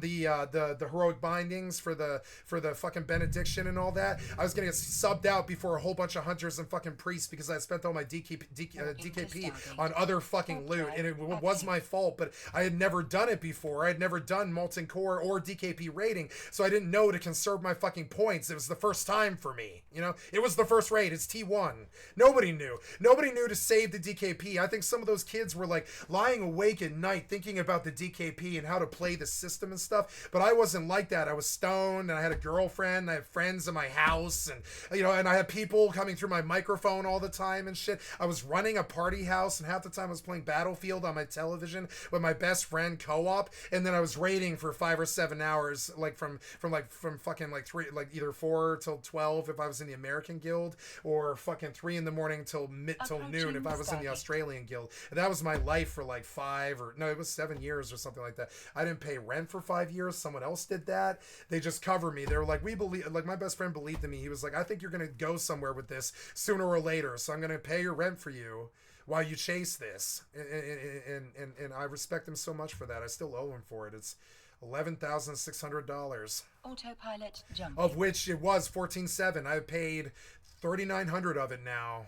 I just handed him $500 checks and stuff like that every time I had a chance to. I just fucking paid him every time I had anything spare at all for a long time. And so because I paid, we're still friends because I have paid 1/4 of my debt, which shows that I at least have made some effort, but I'm now on $7,000 a year. I can't afford it. So I'm here on the main reason I ever take any money on this stream at all, or I would have kept it non-profit, right? Is A, my family needs some medical help, and B, my best friend, I owe him $11,600, and I want to actually get to some place where I can maybe make a nice $500 payment on that or something. You know, it fucking sucks because he covered me for my entire raid career. He knew that I wasn't going to stop. I would go to the streets. I would steal a laptop. I would sit in the back of Stella's. I would continue to raid for 7 hours on someone else's internet connection. I would camp in the streets. He knew. I would tell him this, and I was like, I can't leave this place. Like I was like, I don't know what I'm gonna do. I can't stop doing this. It's what I've always wanted with my life. I was like, I can't stop raiding like this and trying to be the best priest in the world. And he was like, dude, I've been watching you for 5 years. Be the best priest in the world. I'm going to back you. He's like, I've been watching you be the best priest in the world. Like, and shit. And he's like, I'm going to back you and shit like that. Because he had enough money to do it. He had some millions of dollars. It was easier for him to back me 10 grand, you know, because he had millions of dollars. So it was insane. He just did it. He fucking backed my rent was $450 for like the first 4 years or something like that. So what is that? That's 12 times 4 is 48, right? It was like $5,000. Yeah, it was like $5,000 the first 2 years, and then I just started skating and stuff, or whatever, and eventually I think I did get kicked out. It was just crazy, and I got help from other people, and occasionally I would pay him. Sometimes I would have jobs, and when I got my college tuition, I paid him $1,900 or something like that, just so we could, you know, continue our friendship. And it's not like, you know, it's just crazy this when someone believes in you that much. But he sat in the room the entire time. My room was the flop house, you know, so I had this huge room compared to the other people in the apartment complex. For some reason I just lucked out and got the big room. So, you know, I just waited. It was actually kind of funny. I moved from the first apartment to the second apartment to the third apartment, and I took a bedroom in the first one eventually, and then a bedroom in the second one eventually, and then a bedroom in the third one eventually, and the third one was the biggest one with 3 rooms, and I got the biggest room in the house eventually because I just waited till everybody moved out, and eventually I took the party room that actually could fit a queen size bed and a sofa and like 3 fucking 3 lazy boys and shit, and I made my bedroom the fucking party room for a cruise the size of like 700 people or something like that. I made my bedroom was the focal point of the Denver Waldorf School. My bedroom was like literally like I conducted my crew out of there. Our friends were in and out of there. Like the entire Denver Waldorf School has been to my bedroom and chilled in it. I was like one of the reasons I thought I could be a streamer is I always ran the parties. You know, I'm like, I'm probably a lot like Miskiff. It's kind of annoying, but I'm probably a lot like Miskiff. It's kind of annoying. My house was the flop house, you know? I always thought I could actually probably fit in with OTK, except for their rightist Texan leanings, except for that shit, you know? But I always felt that I could actually probably fit in with OTK fairly well, because I ran all the parties. I ran the party scene. My bedroom was, it sounds like bragging, but it's just the truth. I can bring witnesses if I need to. Like, fucking, it's the truth. So like all the time, my raids annoy with me because there's people partying in my bedroom all the time, and it's coming through my headphones every time I talk, you know? And that's what's happening in my real life. And on their side, they're like, Cat's constantly distracted, but he always pulls good numbers. And on Bad Bosses, where they drop frames for everybody, he just full-blown DCs. And so, and that was the only problem with me. Other than that, they were very, very happy with me for the whole 10 years. Like, but then right at the end, it was so tragic. Right at the end, the last boss before Heroic Lich King was like the ultimate brick wall. It was like the brick wall for me. And Blizzard did this on purpose because both the heroic Lich King and Sindragosa were the most intense boss fights in Blizzard history. So they wanted you to get ready for Heroic Lich King, and they were more scared of the decay, but it was weird because if you turned all of your settings to potato, decay was actually fine. The big ice crystals on Sindragosa would drop your frames, and I don't even know why they made them. Like, they didn't need them there or whatever. I mean, they needed them, but it was just stupid. For some reason, those crappy big crystals that they dropped would just kill everybody's frames. Not just you would hear this massive groan in the Ventrio when Sindragosa would land. You would hear this noise in the Ventrio. I recorded all of our raids. I used to have it. I don't have it anymore. I had all my possessions. I've lost all my possessions so many times that I don't have my raid recordings, but I also recorded all of our raids, and I didn't tell them either. I recorded like 500 raids, and I didn't tell them ever. I told Bagon eventually, but I didn't tell anybody else. I didn't tell them that I fucking audio recorded with a little black digital audio recorder. I sat it in front of my speakers, and I ran speakers my entire raid thing, and I blasted the speakers through my mic, which annoyed the raid to no end. But I mean, I didn't want to wear headphones. I had people in my house all the time that I had to listen to them talk to me. It was a flop house full of stoners. It was, I mean, like all the time I had people in my room talking to me. I couldn't wear like these giant headphones. I did not have that luxury most of my fucking life. I didn't have that luxury. I had 5 people in my room pretty much every single night for 7 years. At least 5 people, if not 9 or something like that. All packed in there, smoking bongs, chilling, drinking, fucking giant white Russians and stuff like this, 5-finger death punches, and going from like 6 p.m. till 5 in the morning or something in my room for 11 hours. 6 hours of that I'm raiding, and I've got a pair of earbuds in, crappy $3 earbuds, and I'm like poor, and I'm smoking cigarettes like a chimney and shit. All of us are smoking cigarettes and joints like chimneys, you know? It's just insane. And so we get to Sindragosa, they sub me out, they sub me in, they get to Heroic Lich King, and I live through the decay, and we kill it on the first attempt, which was something that they did not expect. And it also set the tone for several things. Right then, that moment, when we got the achievement, it was the end of the guild. It was the end of the guild. It was the end of it. Now, this didn't happen right away, but it was the end of the guild, and I know this to be true. So, right then, Approaching Stargate. I became acutely aware of three things. One is that they really didn't like me that I had died on Sindragosa so much. So I tied somebody in DKP and they gave it to Tony. They gave the Dis Priest item off Heroic Lich King to Tony Dis, our Dis Priest. And I was bitter about that, but I didn't fight him. I was like, well, we had the same amount of DKP because we attended the same amount of raids and we took the same loot and we ended up with the same number. And it was tragic. And on top of this, Dis is Achilles' brother. So there was this hint of favoritism in the guild because the main Dis Priest was also the main tank's main healer was his brother, and they were brothers. It was really awesome. It was such an interesting setup. So the main tank never died because his brother.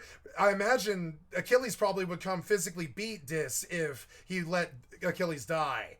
They were like playing in the same house when they raided and shit. And I would imagine if Achilles died, I imagine he probably went over and fucking punched his brother on the fucking sholdder and shit like that. I imagine that's how it was. You kind of got a sense of it like that. They were kind of competitive and they were kind of catty and it was kind of funny. And so it was very good for us because we had a Dis Priest who just was really not interested in letting his brother die. He would yell at us, you know. He'd be like, come on guys, you know, kind of shit. And it was just hilarious.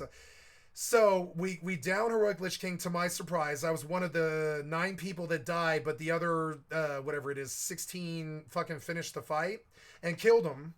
And I died at the end too. I got through like 78% of it or something like that. The last like 26% is the hard part, but I got through the 3 phases. I got through all 3 phases on the first try because I watched so many fucking videos and I've been lectured so many times and I'd done regs so many fucking times. I didn't know what it was like to have the decay on the fucking floor, but I did know what it looked like and I did know what to do, and I was watching my friends. And one of the things I used to do that I always kind of think was kind of cheating a little bit, but every time that I thought I was getting overwhelmed, I would just target Dis for a second because I used Healbot. I could do that, right? Some of them didn't, but I did. I used Healbot and I could target Dis and I could hit my follow macro and I would just let him walk me wherever I needed to go. And I wasn't paying attention to the fire, and my frames were always garbage on Heroic Lich King and fucking Sindragosa. They were garbage. They were like 7. So I didn't even know what was going on most of the time anyway. So one of the ways I got through the fights a lot is I would just attach myself to the other Dis Priests. Or like we had 2 Dis Priests and a Holy. Pandili was the Holy. Pandili never, like Dis never died, so I would follow Dis, but he would stand me by Pandili, which was kind of annoying because she had, Circle of Healing. So it was just kind of interesting, you know, all the byplay in that fight and what happened. And so the achievement drops and there's girls crying and screaming in the vent like they're being fucked. And there's dudes just screaming, and there's, you know, all that bedlam of just attaining something you wanted for 2 years or something. I don't know what it was. Something you, like imagine you wanted something for 2 years and you finally get it and you're like screaming. You're just so happy. It's like a monumental thing for you. And the loot drops and we suss out most of that, which takes eventually he had to just take the loot and he had to act as master loot. Now this is probably 13th or 14th heroic Lich King in history, right? The EU and the Russians had done it 3 or 4 times. Fallen Chapter had done it 2 weeks before we did, and they had only done it 1 more time after that before we did it. And then whatever the other guild was that was ahead of us, I believe it was actually Adept. I keep coming up with Adept for some reason. I think the name of the Alliance guild on BlackRock actually was Adept, but there's a Horde guild named Adept that was better than them, and I get them mixed up, you know, because I mean, how do you tell them apart besides the faction? It's kind of crazy. So I believe the Alliance Adept was better than us. They were like the better American guild, as I remember. And they were good. You know, they were better than us. They got Heroic Lich King before we did. They were the second week. The first week was Fallen Chapter. Second week was Fallen Chapter and Adept. And third week was us and Fallen Chapter and Adept and like 5 other guilds. It was like the week that everybody got it, right? And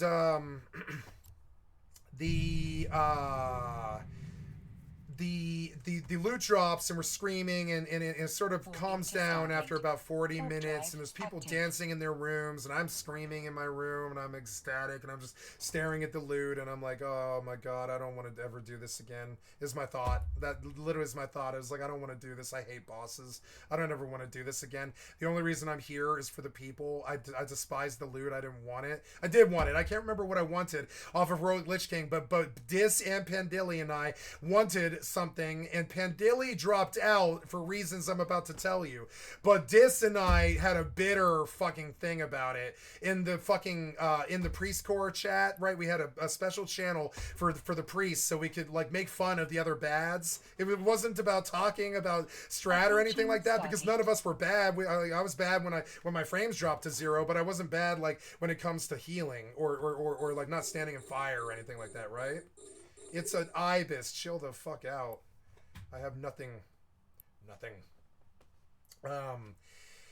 So it's calming down. It's like the concert is ended and we're outside the fucking, outside the amphitheater and everybody's smoking and laughing and it's over and the band's played and we're all like, the loot, right? And he's master looted to himself and he's doling it out. And he's trying to do this quickly, I think, because of the timer or something. But there's a problem. And this problem is a music box drops. And Achilles has dated every girl in the fucking guild. And all of them are tied in DKP. This was Pandilly, the Warlock. I can't remember her name. Oh god, it's a very famous Japanese anime girl character, but I can't think of the fucking name. I can't. It's so annoying. And then Elizabeth was our tree. And then it was Pandilly, the Warlock, Elizabeth the tree, Dis the priest, and Achilles.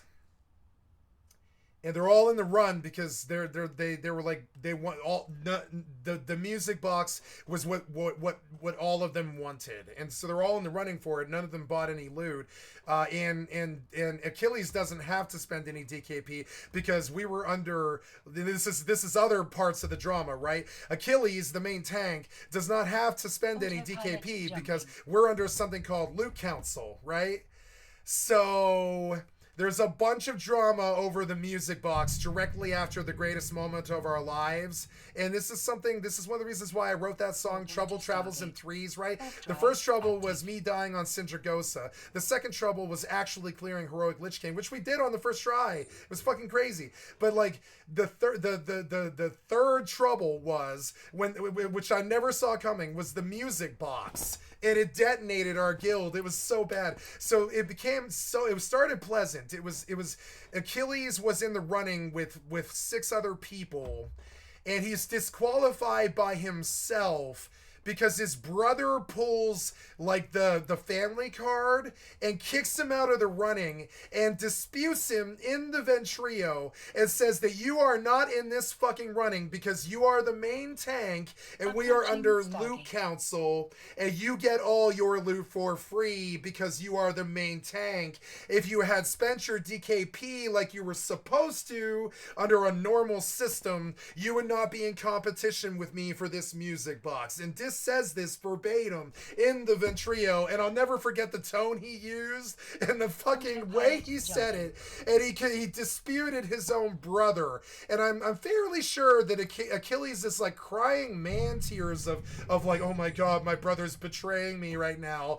Well, on the Ventrio while he's talking to everybody all at once. It's insane, and this is one of the reasons why I don't like being a guild leader, because this shit happens.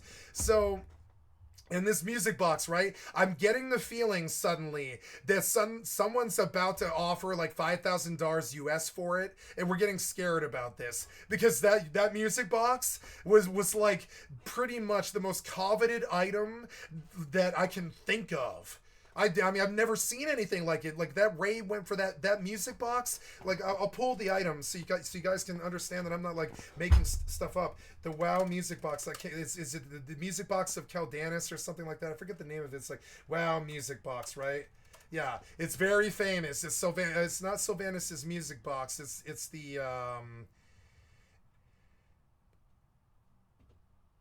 Yep, you have to be a DK Paladin or Warrior and all that. Yes, it's still possible to get the Sylvanas music box, right? Sylvanas' music box, right?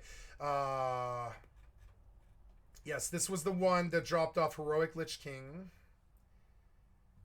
No. Let's go look at Heroic Lich King. And I don't remember. I think it was a quest or something, but it was the music box. It's the Heroic Lich King music box. Wow.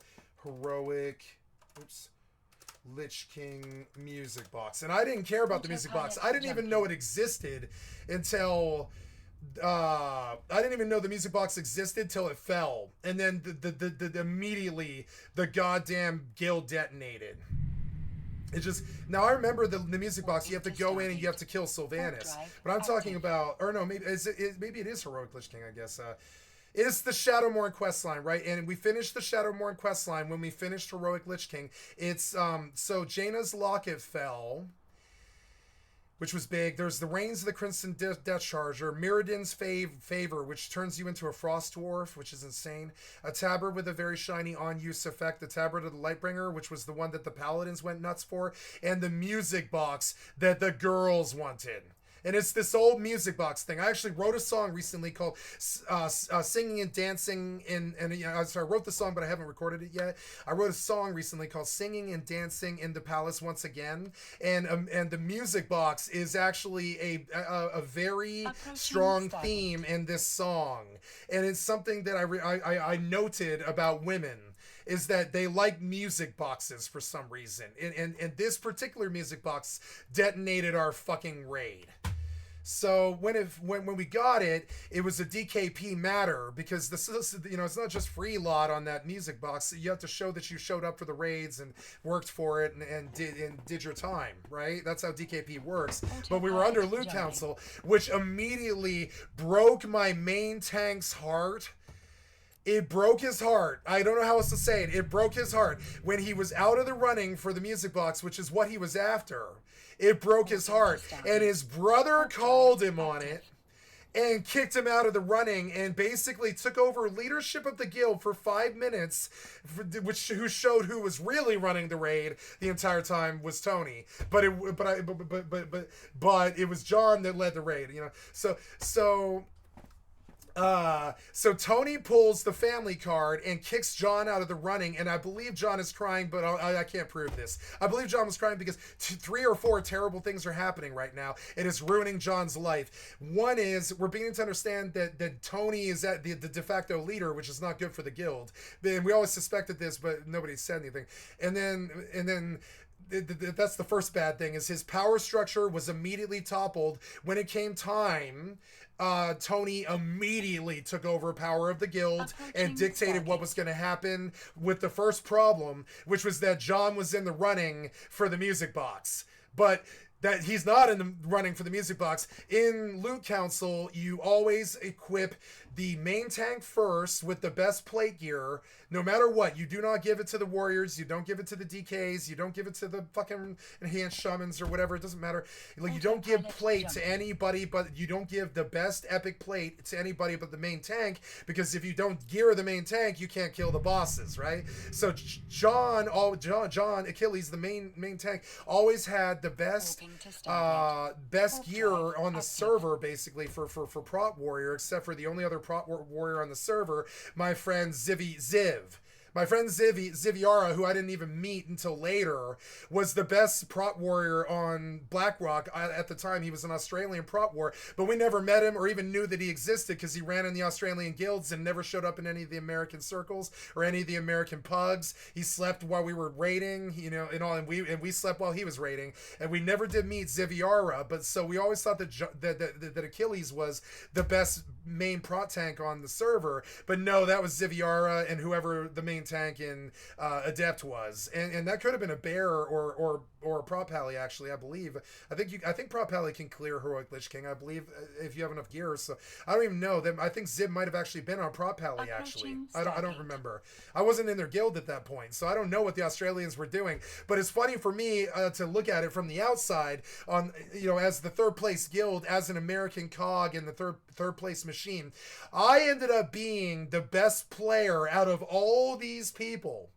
And I climbed to the top, and I took over the best guild that was on that server eventually, which is my approach to life. Is eventually I'll have a wife, eventually I'll have money, eventually I'll take over the world.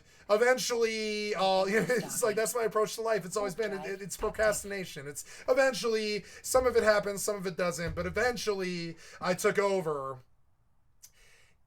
Kill It Please, which is what Fallen Chapter, the top guild on BlackRock Alliance, became when they transferred to Frostmourne Oceanic, and that's another part of this story, but I'll get to that next. So, the music box falls. The Disc Priest, the brother of the main tank, the prop warrior Achilles, has disqualified Achilles and henceforth broken his heart in several ways. And I quite literally mean broke his heart, like broke his warrior's heart, because he's disqualified for the only reason he was in that heroic Lich King fucking bullshit for 2 years in the first fucking place. He wanted the music box like the other 6 people there that all wanted it like they were going to kill somebody, right? They really wanted that music box for some fucking reason. I don't know why. I don't know why. It's just, So he wanted the music box. So disqualifies Achilles immediately, which is like really weird because Achilles the leader, but disqualifies him somehow. He just gets in the vent and he's like, no, you are disqualified. You cannot roll for this music box on this GDKP roll. I'd like to speak up. And this is his brother saying this. It is not fair. This is loot council. You have been given all your loot, so you did not have to spend your DKP. It is not fair that you are contending with me and these wonderful women on this music box. That's verbatim what Dis says. And John is like, our Achilles is like, yes, you are right. And you can hear his heart break. You can hear the tears in his voice. He's like, okay, yeah. You can hear the, when men cry, you hear that kind of choked, like, oh, okay, yeah. I cry when I think of his loss. It was kind of bad. But, I mean, whatever. And so 2 bad things happens to our main tank. 3 terrible, terrible, terrible things happens to our main tank inside of a second, and it ends the raid, it ends the guild, it ends everything. He realized that he spent 2 years main tanking for us and carrying us and pulling us through, gearing us all, getting us through, watching the videos when we're too lazy to, carrying us and getting us all through and everything. And all that work, all 2 years of 60-hour weeks, and what he wanted most, he couldn't have. And in my experience, that is almost always true. You can't always get what you want, but if you try, sometimes you'll get what you need. That's the Rolling Stones. That's I think that's Mick Jagger, I think, right? What? Oh, I gotta change my title. I am not in a fucking 100-man Roan anymore. I'm gonna change it. Sorry. Yep. Op ended half an hour ago. So, and then I'll change the other title too. My bad. I totally spaced that my titles were bad. I'm telling a story. There we go. So, and this is terribly bad for our tank's morale of ever working with us again. And I'm aware of this in the moment, but I didn't know what it meant. Like, when I saw his heart break, I knew that this was going to be the end of our guild, because without him, we're nothing, right? He's the main tank. Without, we had not geared another main tank. We had geared a DPS off-tank Shadowmourne DK, who did not have tank gear. So, I mean, like, that was like the end of our Lich King run. We were planning to do weeks and weeks and weeks and weeks and weeks and weeks and weeks of heroic Lich King. It wasn't like that. Our guild ended there. It was so fucking crazy. It was so shitty. So, the main tank steps down out of the music box run, which leaves it was such a particular thing that I remember the particulars perfectly. It's the warlock is left, the female warlock is left, the female priest is left. I try not to use names because it's actually kind of rude to them. The female priest is left. The male priest, the brother of the main tank, is left. The other Disc Priest is in the running, and I can't remember his name. He's a wonderful man, but I just don't remember his name. Wonderful Egyptian man. and we could never understand what he was saying. So I don't remember his name, right? I could never understand what he said when he spoke. But he was a wonderful, wonderful man. And he was a good holy priest. And so the two holy priests, the warlock, the main tank, and the disc priest, all want that music box. The main tank is disqualified, and the other 5 are tied. The main tank is bitter because he's never gonna. I realize as he's talking that he's never gonna tank for us again because he wasted 2 years for his chance at the music box and his own crooked fucking bullshit DKP scam.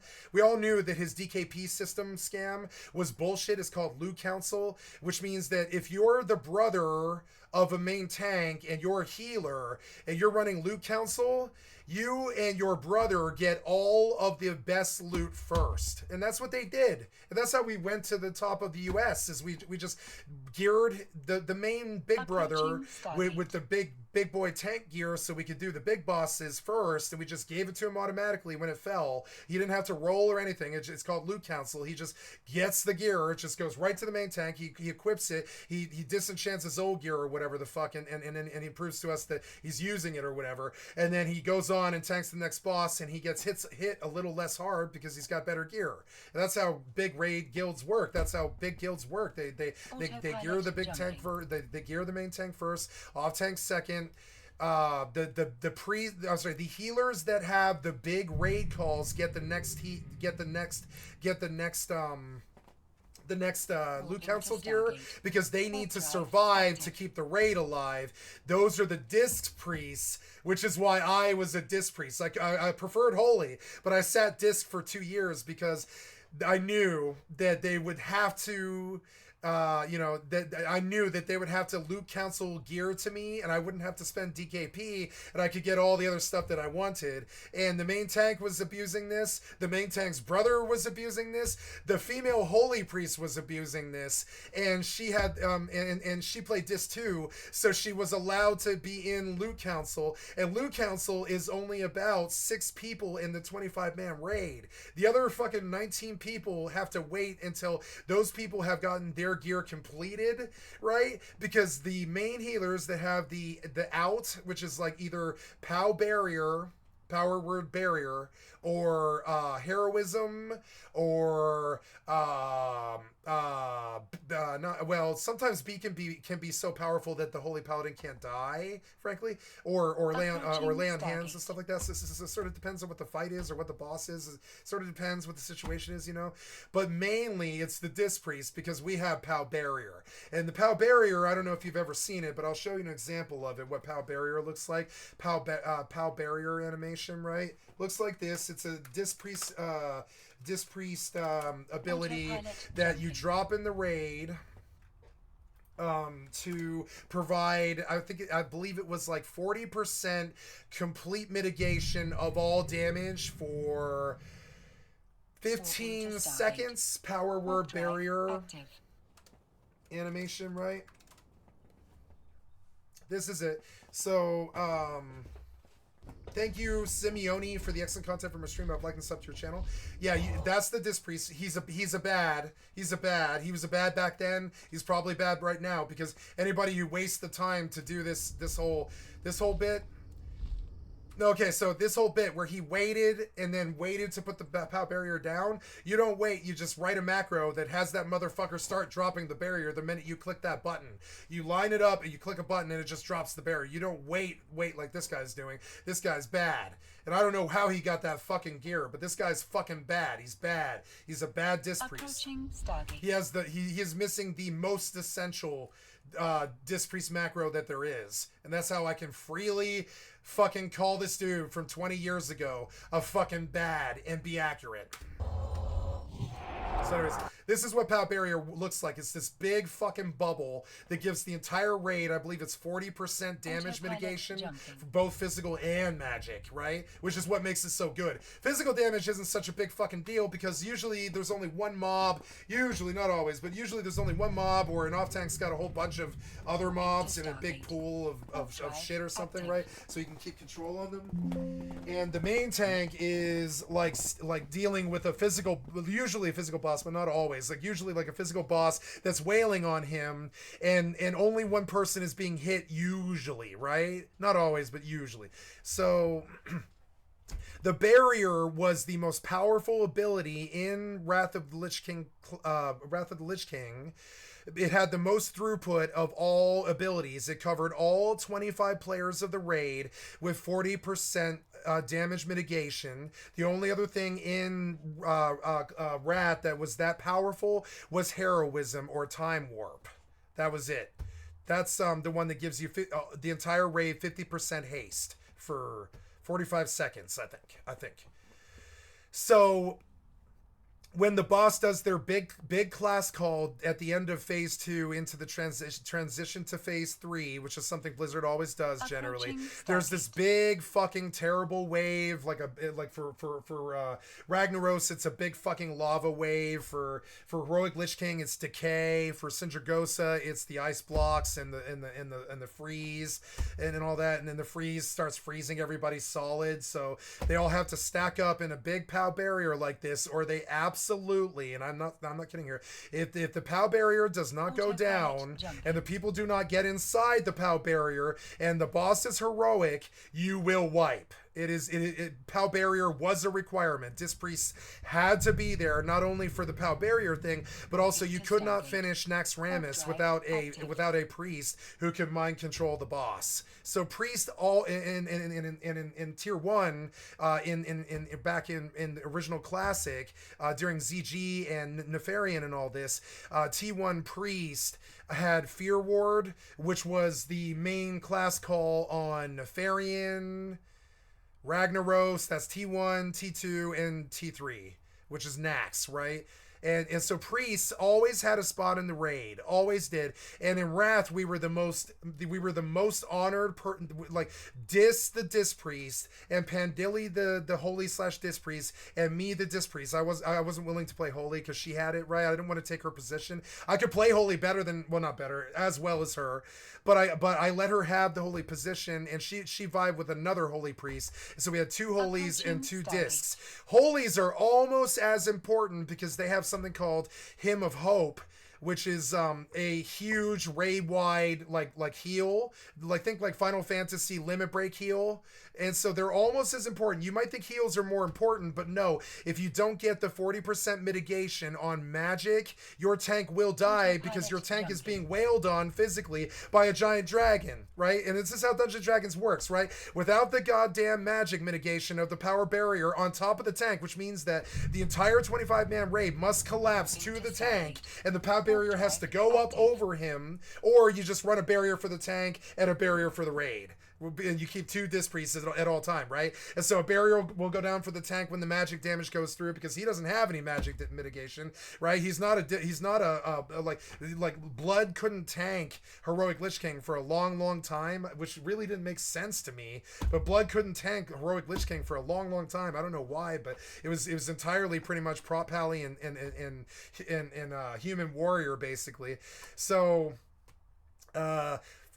where I'm going with this is the Disc Priests were essential. The main tank were essential. Think like COVID, right? We're the essential people that must be there, or the raid has failed by default, right? Something about Blizzard, they really wanted priests in the raid. They wanted to honor healers, and they really wanted the main tank prop warrior to be honored and stuff. So warriors always had a spot, either as arms fury, either as fury or prot, almost always, because Blizzard like warriors and they like mages too. They're Blizzard, they're named after mage stuff, but their main love was actually priests, because I always had a guaranteed spot. Everyone else in the raid except for the prot warrior tank could be subbed out at any given moment, and you have to understand how catty it is. If you had bad numbers or died, he would just bring in the next person from your core. This is how he ran the raid. He would be like, if you fail me on this fight, I'm subbing in the next dude that you hate because he's taking your loot. And they'll just troll you right to your fucking face, and this really makes you behave better. You really try, because you're like, oh my god, I hate this guy. He's gonna get my loot. Oh no, I better try harder on the boss, right?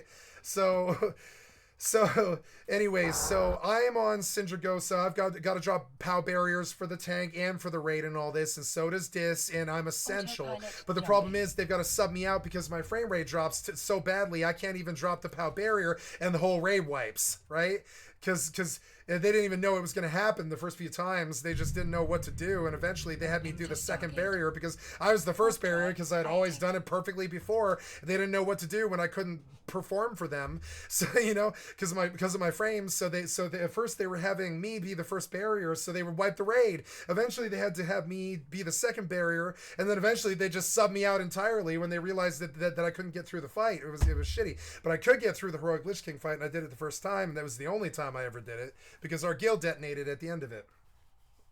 And this is something I blame Blizzard for a little bit. Why not just give them all the music boxes, Blizzard? Why not just give them all the music boxes, Blizzard? Can't we all just dance to the same music box? Do we really need to detonate a crew that had been together for 14 years over a single piece of loot? Couldn't you just give them all the fucking music boxes? Couldn't you give them all music boxes for this? It really should have been what they did, but they didn't. So our guild detonated, right? So our main tank is immediately disqualified by his blood feud brother. Immediately you could tell they were going to have a blood feud because of it. They were going to have like a blood feud because I swear to God, I bet Achilles probably went and punched him in the face or something like that. He was probably so pissed because not only did he not get the music box or even get in the running, and not only was he embarrassed by his brother who was actually running the raid that whole 2 years apparently, right? And he was embarrassed and emasculated by his own brother. He had the big lose, which is understanding instantly that you had wasted 2 years of your life carrying 24 fucking people through all the way through to heroic Lich King, and 60-hour weeks for 2 solid years for nothing. And it was, I believe, the worst thing I've ever seen happen to somebody. No, something happened to somebody that I love that was worse. Approaching station. Sorry, I thought about something very sad. But yeah, like in terms of monumentally horrible things I've ever seen happen to somebody, our main tank losing his chance. It was just a chance. He probably wouldn't have won the box, honestly, which is what's so funny about it. But Blizzard's so goddamn toxic. Activision's so toxic. They like this shit for some fucking reason. I've never understood it. They like this kind of drama. I've never understood it. They design their games around it, I think. So, like, later on they got better about it, but they weren't better back then. So... like, I got my heart broken over Benediction. Achilles gets his heart broken over the music box and realizes that he led a raid for 2 years that he really didn't really need to lead because he was never going to get the only item that he cared about. And I never did see him ever again. He was my friend for 8 years or something like that. I never saw him again after that day. I never saw a whole bunch of them again after that day. I never really realized how monumentally bad it was. So the music box, it comes down to the music box. He's now done the easy loot, and I have a fight with Dis because I'm also tied with Dis on DKP for the loot.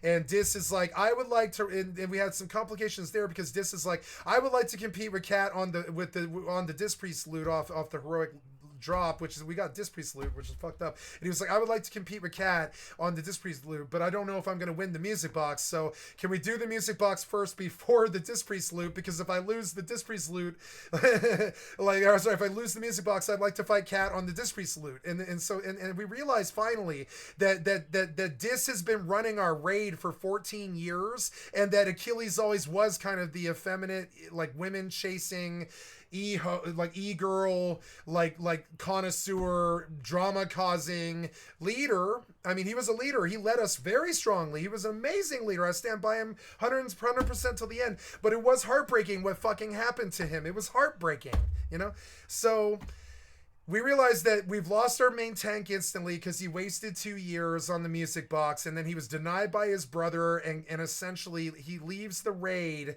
and we get the sense that he's also left the guild. Now, he has to make this terrible decision to split up the 5 people who are tied for the music box.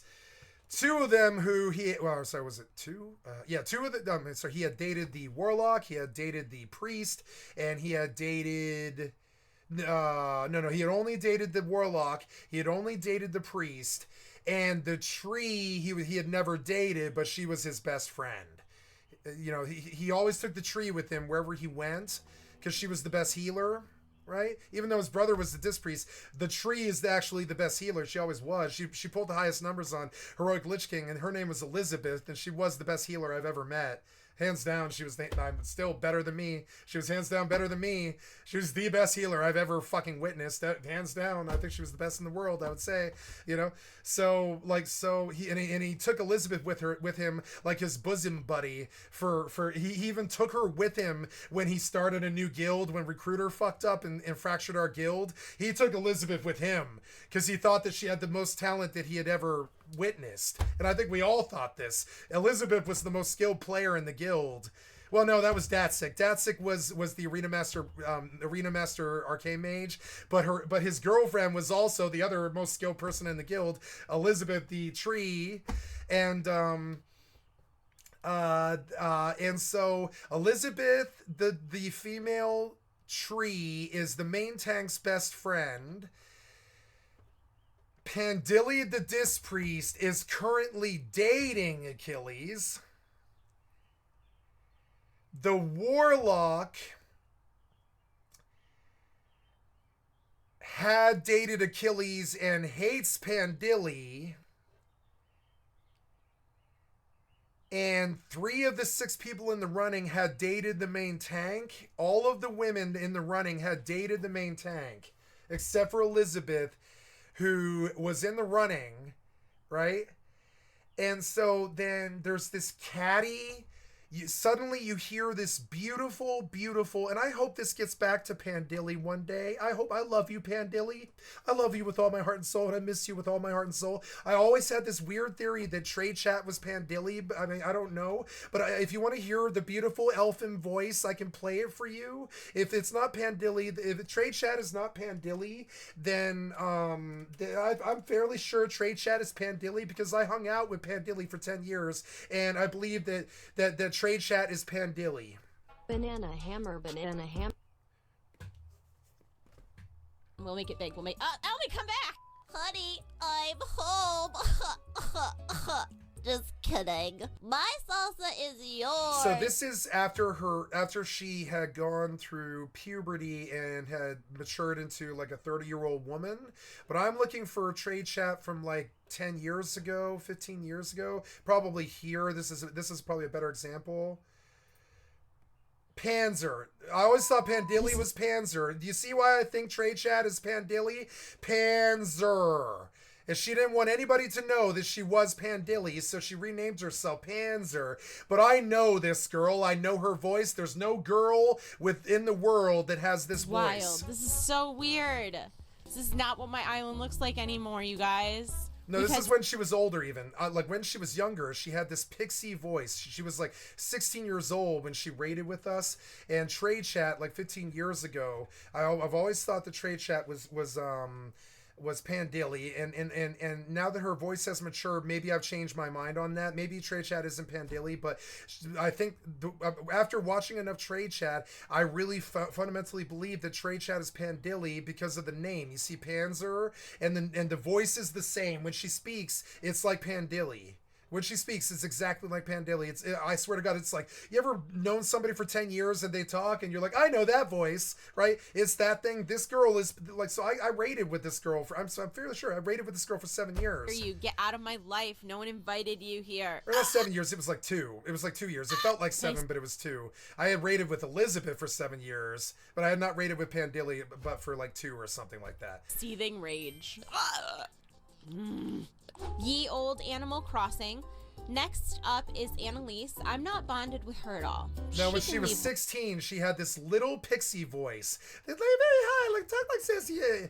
And so, and I'll never forget when the music box drops, and now the main tank's out of the running, and he addresses the problem after he's carefully studied the DKP chart and calculated for 25 fucking minutes, and then provided the information to the guild so that they could see it, and showed them what the fucking totals were after the loot council and all this other stuff. And he sussed out that we would have to do the music box first before the other loot, because whoever wins the music box needs to be out of the running on the other loot, right?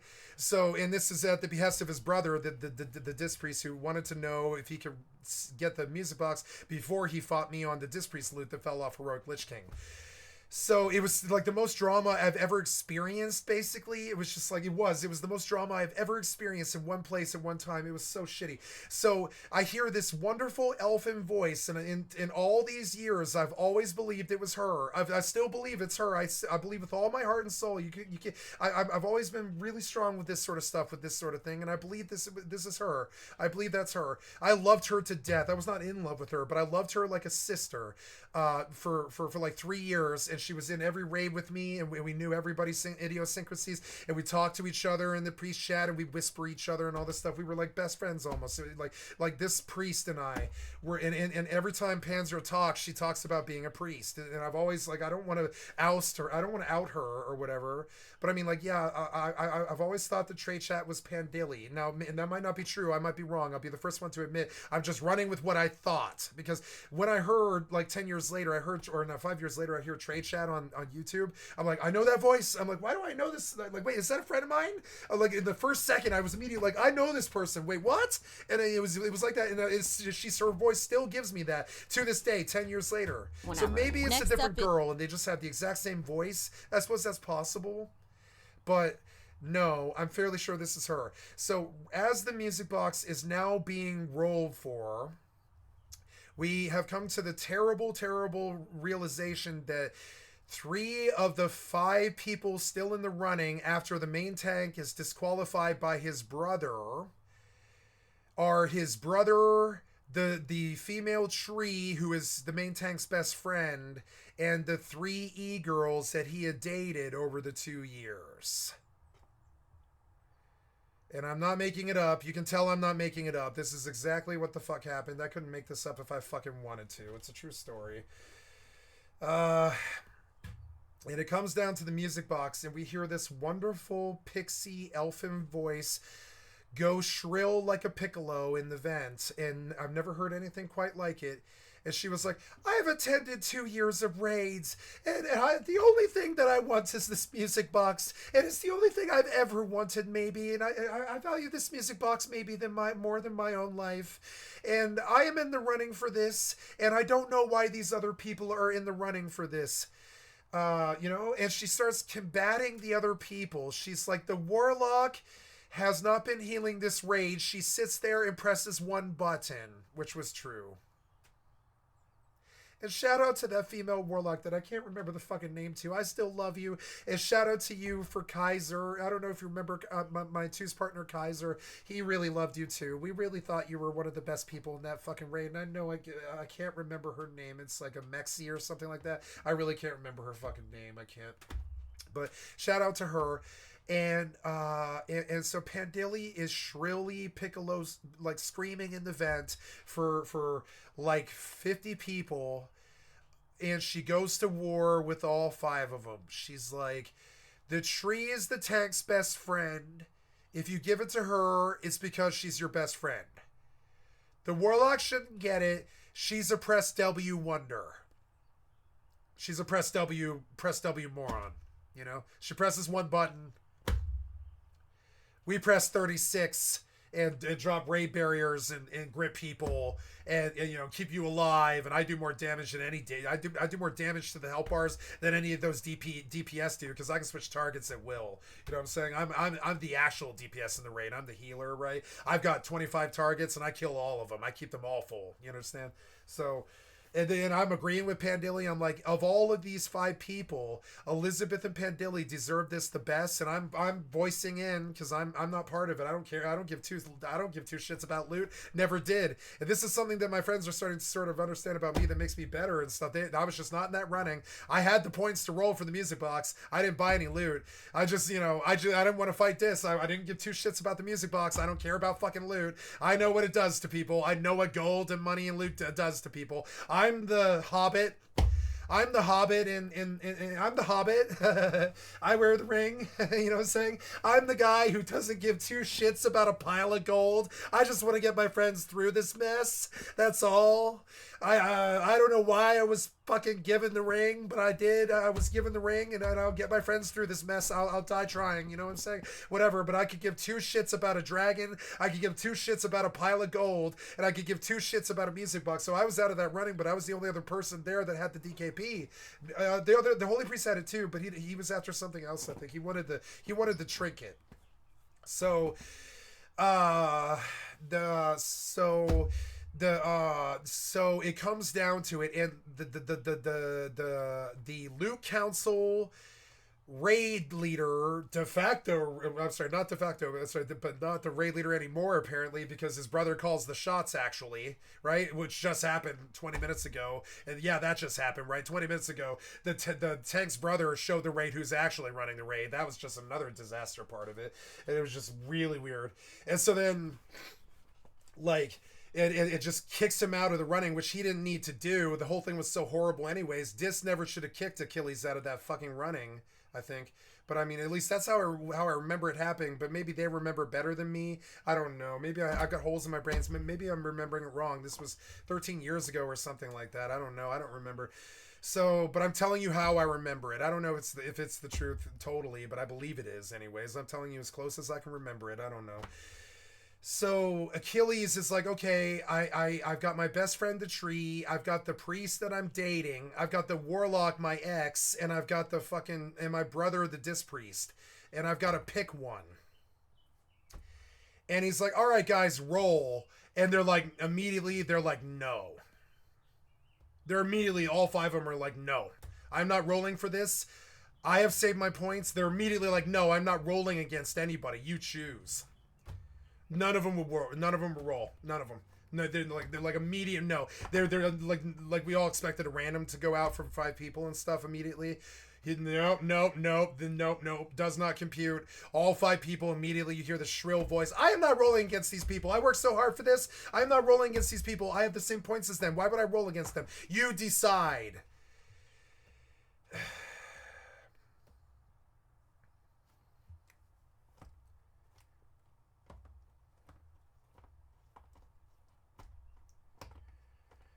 And so, as I recall, and I hope I'm getting this right, I'm really trying to remember the most important detail, but I've got brain damage. I think he gives it to the Lock, if I recall. He gave it to the Lock because that was the only person he wasn't involved with or related to. Like, he was not involved with Elizabeth at all, but she was his best friend. And and his brother was his brother, and he was dating the the holy priest, and the only person left was the warlock girl. She took the music box. Achilles gives her the music box, and she's screaming in the vent, and she's so happy, and I still can't remember her fucking name. I can't remember. And you hear Pandili's heart break, and she's screaming at Achilles, and you hear Achilles yelling back at her, and they're dating, and their relationship is ending.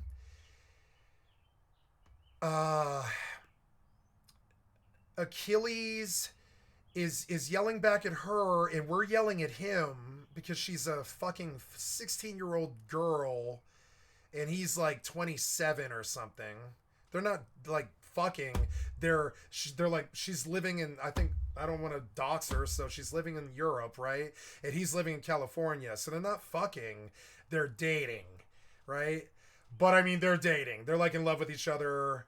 They're dating. And there's another person in the raid named Space Cowboy, who is Pandili's ex, who is screaming at the main tank too, because he's furious at him, because he's screaming at his ex, who he is still in love with. Space Cowboy, our only shaman, is screaming at our main tank for treating our 16-year-old holy priest like this. Stop treating her like this, because you can tell Space Cowboy's in love with the holy priest. I love this story. I should do a video about this. So Space Cowboy's in love with the holy priest, and he's screaming at the main tank, and they're having their out because they don't like each other. They dated the same girl. The brother has now left the fucking Discord in fucking furiousness and quit the guild. I'll never forget it. The brother quits the guild. And Dis is remember, the de facto leader of the guild. And Dis just dissed his brother. His name was Dis. I can pull, I mean, literally, if I go to the WoW Armory, this is probably doxing him in WoW terms, but I can go to the WoW Armory, right? I can go to the WoW Armory, I can type in Dis, and you're going to see who I'm talking about. You think I'm making this up, but no. You're going to see Dis. He's across so many different servers and shit, right? So we're going to go search for somebody. We're going to search for Dis, just the word Dis, because he's always the original Dis. He's always been. Yep, you see it. There's Dis. He's across so many servers: Alaria, Amenthal, Proudmoore, Tychondrius, and this is all the same dude, right? And he plays priests. You're gonna see priests everywhere. Priest, right? These people exist. None of this is some fabrication for me. I don't have any viewership or money. What the fuck would I lie for? None of this is lies. So yeah, and there he is. That's Dis. I think the most accurate Dis. I don't know where Dis transferred to eventually, but Dis was originally a dwarf priest. So let's look for a dwarf priest. I think that's him. He's currently on Alaria. So this is the original priest that I'm speaking of in this story. This is him. See him? Dwarf priest. That's him. Yeah, this is him. He's always the best gear in the world. He's got 30,000 achievement points. Shout out to my friend Dis. I love you, buddy. I quit 5 years before you did. Or no, you didn't quit, apparently. I quit, but I got to 19K. But now Dis is 30,000. I'm sure Asmongold is too. I used to believe that I used to actually have more achievement points than Asmongold, but that was way back in whatever Legion was. Is that 2015? I don't know, 2016, 2017, something. But in Legion, I had more achievement points than Asmongold did, and I was extremely proud of this because he was making a lot of money, and I was like, I've got more achievement points than Asmongold. Not anymore, right? But yeah, he's probably got more than Dis, I bet. He's probably got like 32,000 or something like that now. But yeah, 30,000, and this is the original Dis. I tracked him right here. I'm not kidding. This is one of my best friends. He's he's not one of my best friends. Me and him were not close, but I mean, we did 7 years of raiding together, so I think we're like, by default, buddies. You know, I think he probably at least remembers me with exacerbation, or with aggravation at the very least. I'm hoping he remembers me fondly. And he wears the fucking red wings like I do. You notice how I always wore red wings? I always wear red wings and a red crystal. Or white rings. I always wear wings on my priest, right? Because this priest always have wings and stuff. So like, yeah, and like, but red wings. He'll transmog to the best set of red wings, whatever that is. Let's go see. Is it like it's transmog to? No, it's just like the best red wings skin is actually Devotion of the Furnace Seraph. It is actually the best red wings for this priest, which is why he's wearing it. It literally is by far the best Dis Priest wings we've ever had before. I've not seen this item before. It's actually quite beautiful. That is now I believe this is my favorite piece of WoW armor ever created. It's Devotion of the Furnace Seraph. I'm sure it's Dis's favorite too. I am one of the best priests in the world. I don't care if you don't fucking believe me. I rolled with this motherfucker for his whole career, and you can see where he's at. He quit. I quit. He didn't. But I mean, like, I'm the same as him. I have all the same achievements. I went further in PvP. He didn't like PvP. So I've got more achievements for him in PvP, definitely. I guarantee. Unless he picked up PvP finally. Let's see. Nope. Dis never did ever do any PvP ever. See it? This is not a man who enjoys killing humans. See it? Not ever. I don't think he ever queued into a BG in the fucking 20 years that he's capped 30,000 achievement points. This very, very, very, like I would say, skilled, like maybe the best priest in the world, right? This is, for my vote, the best priest in the world by far. He's a very particular priest. He never did ever do any PvP ever. Do you see it? And I remember this about him. I'm like, I still got more achievements than him in PvP because he never did step in a battleground. Funny people in your raid that you remember. It's hilarious. So That's my story about this. No, that's not my story. That's not the end of it. So the warlock who had only been in the raid for a year walks with the music box, which pisses off every other person in that running, and you can hear the tree quitting in this wonderful, wonderful Chinese female voice. I love you, Elizabeth. You're one of my best friends. Healing with you and Pandilly and Dis was one of the best. It was the best experience of my life. Hands down, it was the best experience of my life. Shout out to Elizabeth and Pandilly and Dis. You know what I'm saying? Without you guys, I wouldn't be who I was. I wouldn't have ever have become the best Dis priest in the world for a brief point, like Dis probably has. I never would have been. I never would have been what I was without you guys. Thank you. I love you. I never would have gotten 600 Fortnite wins. I never would have had the Rust clan. I never would have had whatever I'm going to do in the future. Thank you so much, guys. Without you guys, you are the Dis priest wings beneath. You are the Dis priest wind beneath my disc wings. So, anyway, my raid falls apart. The guild falls apart. The tank's brother leaves the guild. The warlock stays because she gets the music box. The holy priest Pandilly breaks up with her boyfriend live and in real time in front of 50 people, screams at him in her little piccolo voice, and she's crying, and there's all these people trying to comfort her. She's like, leave me alone, doing the whole panicking 16-year-old girl who didn't get what she wanted thing, and it was tragic, and I really felt that the 16-year-old girl should have it. And I said it in the fucking Ventrio. I was like, Pandilly, I vote for Pandilly. And I yelled it loud in the Ventrio. I said, I vote for Pandilly because she is young and impressionable. But the problem was, the warlock was 14. And she was younger. And so, Achilles went with the warlock. She was the younger girl.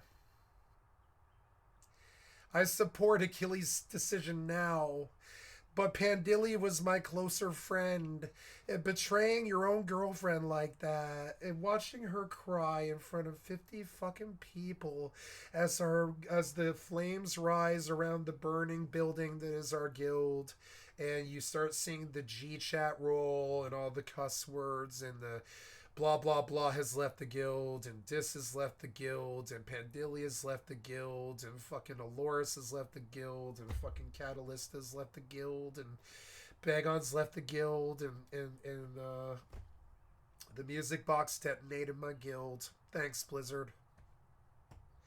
I only ever talked to Bagon after that, and Aloris. Bagon and Aloris were the only two that I managed to remain friends with after all those years. Oh, that's not true. There's another one that I'm forgetting. My wonderful, wonderful friend Shiraha. I still like to believe that we're friends, and I stayed with him all the way, friends, until like end of Legion or something like that. Shout out to my friend Shiraha, the Army Spec Ops. He was Army Spec Ops. He's Army Spec Ops Special Forces. Semper for whatever, not Semper Fi, but shout out, thank you for your fucking service, Shiraha, in the war in Iraq. And I know you got wounded, and I know it was a bad time for your kids and your family and stuff. And I love you, Shiraha. You know what I'm saying? Like, I got nothing but love for you for the rest of my fucking life. There was a lot of friends in that raid, but three of them stand out very strongly. Aloris, Bagon first, then Aloris, and then Shiraha were the three that I was really, truly close with, and Aloris ended up being my right-hand man to Miss Pandoria when I took my swing at being Achilles, and I tried to be the main I tried to be the main healer and lead the raid at the same time, and that didn't work. I mean, it worked, but it worked. We were successful, but I lost. We pulled second in the world on Heroic Ragnaros. In Heroic Firelands, and it was a nasty 5-month push. At the start of it, Aloris was running around Heroic Firelands with a friend of ours named Marty, and he was our he was our Boomkin friend, I think. Was he Boom? Let me think. What was Marty? He was a priest. He was a shadow priest.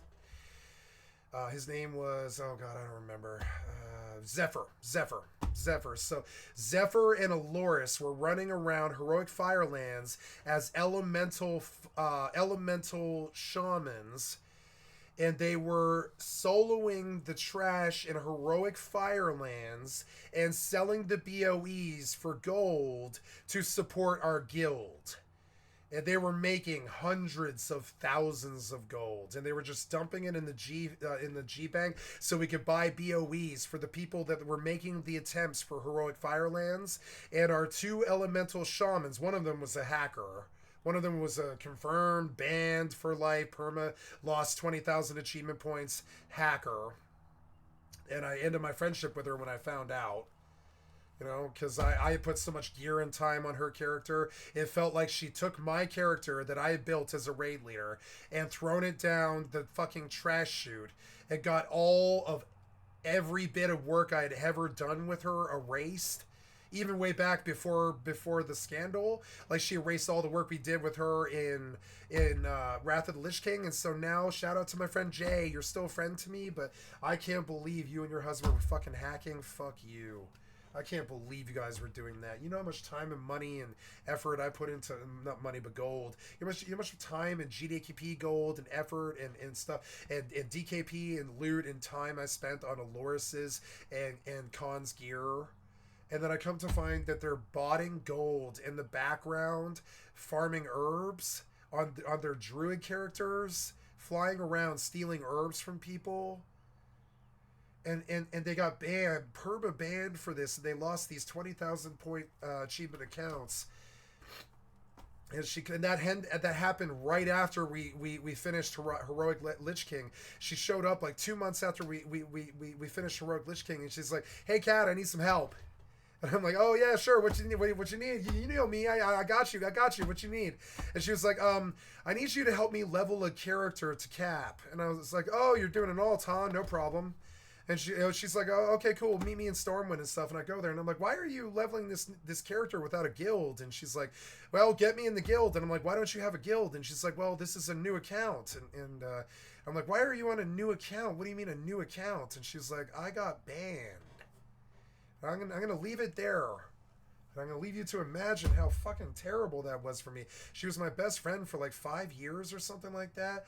And I put all this gear on her. Right there next to her was her husband the whole fucking time. This was just a friend of mine. And, you know, I put gear on him too. I was the raid leader. She was my right-hand man. She ran that raid when I wasn't, you know. And then she just got all of our work completely erased on her character. She lost like 20 million gold or something like that. She lost all this GDKP loot. She lost all of the achievements and all the work and all the love that we had put into that character.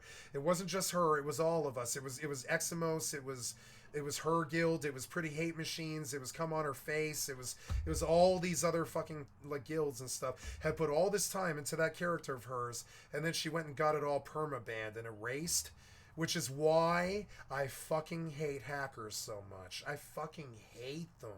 You ever been fucking actually really had like a lot of your life's work erased by a hacker or something like that? It's fucking horrible. And she starts crying, and I'm like, "You got banned?"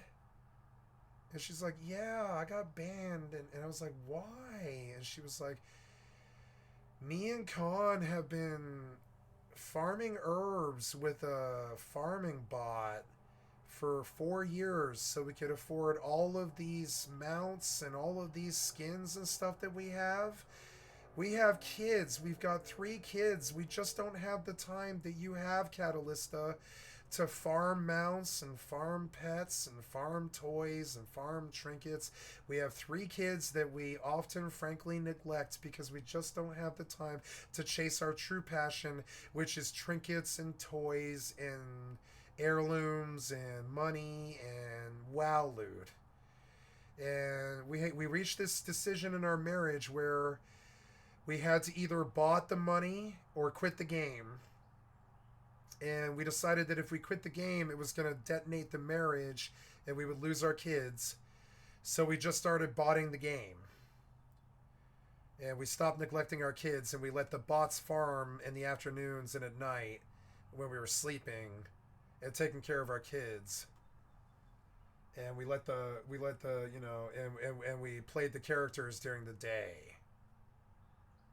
And I was like, oh, so that's why you're always on? Always? And she's like, yeah.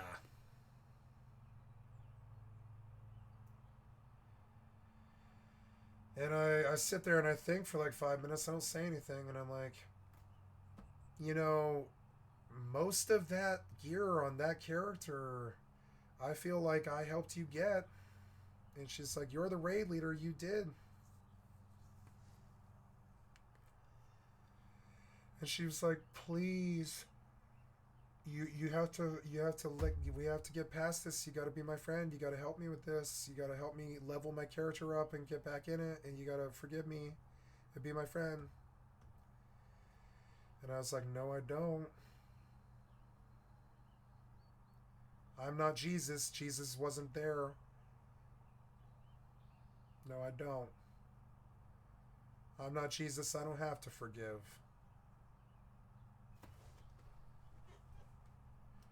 This is stupid ass WoW drama, you know? Fucking WoW drama. I quit that game. Like right now, I'm very acutely aware that I have a level 40 Feral Druid on Sod that I haven't touched in 5 weeks or something. And it's because I don't ever want to touch WoW again, I don't think, because of stuff like this. Every time someone tries to draw me back into it, I'm like, yeah, music box, Aloris's character, the fact that the game's bad, the fact that they made a battle royale, the fact that they just won't honor Asmongold's requests, the fact that they they just, they won't listen to the community. They bred this Activision toxicity in their Call of Duty lobbies, and now I'm falling victim to it from some piece of shit kid who doesn't know that he's just living out the fucking psychotic fucking psycho fantasies of all the stupid nerds in front of him, before him or whatever. Like, I've never seen this before. I've been dealing with piece of shit kids like this since I was like 15 years old. Through all the guilds and all the stupid shit. Piece of shit kids who think that they're fucking original. They're 15 years old and they have no experience and no goddamn life experience. Or they're naive and they think they can just harass people and act Nazi and shitty and all this stupid shit. And then like 4 or 5 years later, they're 22 and they're like, oh my god, why did I act like that?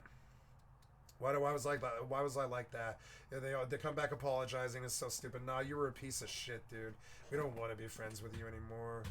It's so fucking stupid. That's happened to me so many fucking times. There was one that I really liked. It's this kid, right? I thought he had like the most Rust talent I had ever witnessed, His name was I don't want to talk about this. It's not fair to him, and it's honestly probably something he would probably rather forget. So I'm just gonna let it go. I'm not gonna pull that drama. But yeah, I had a friend I kicked out of my clan because I was the de facto leader of my clan at that point.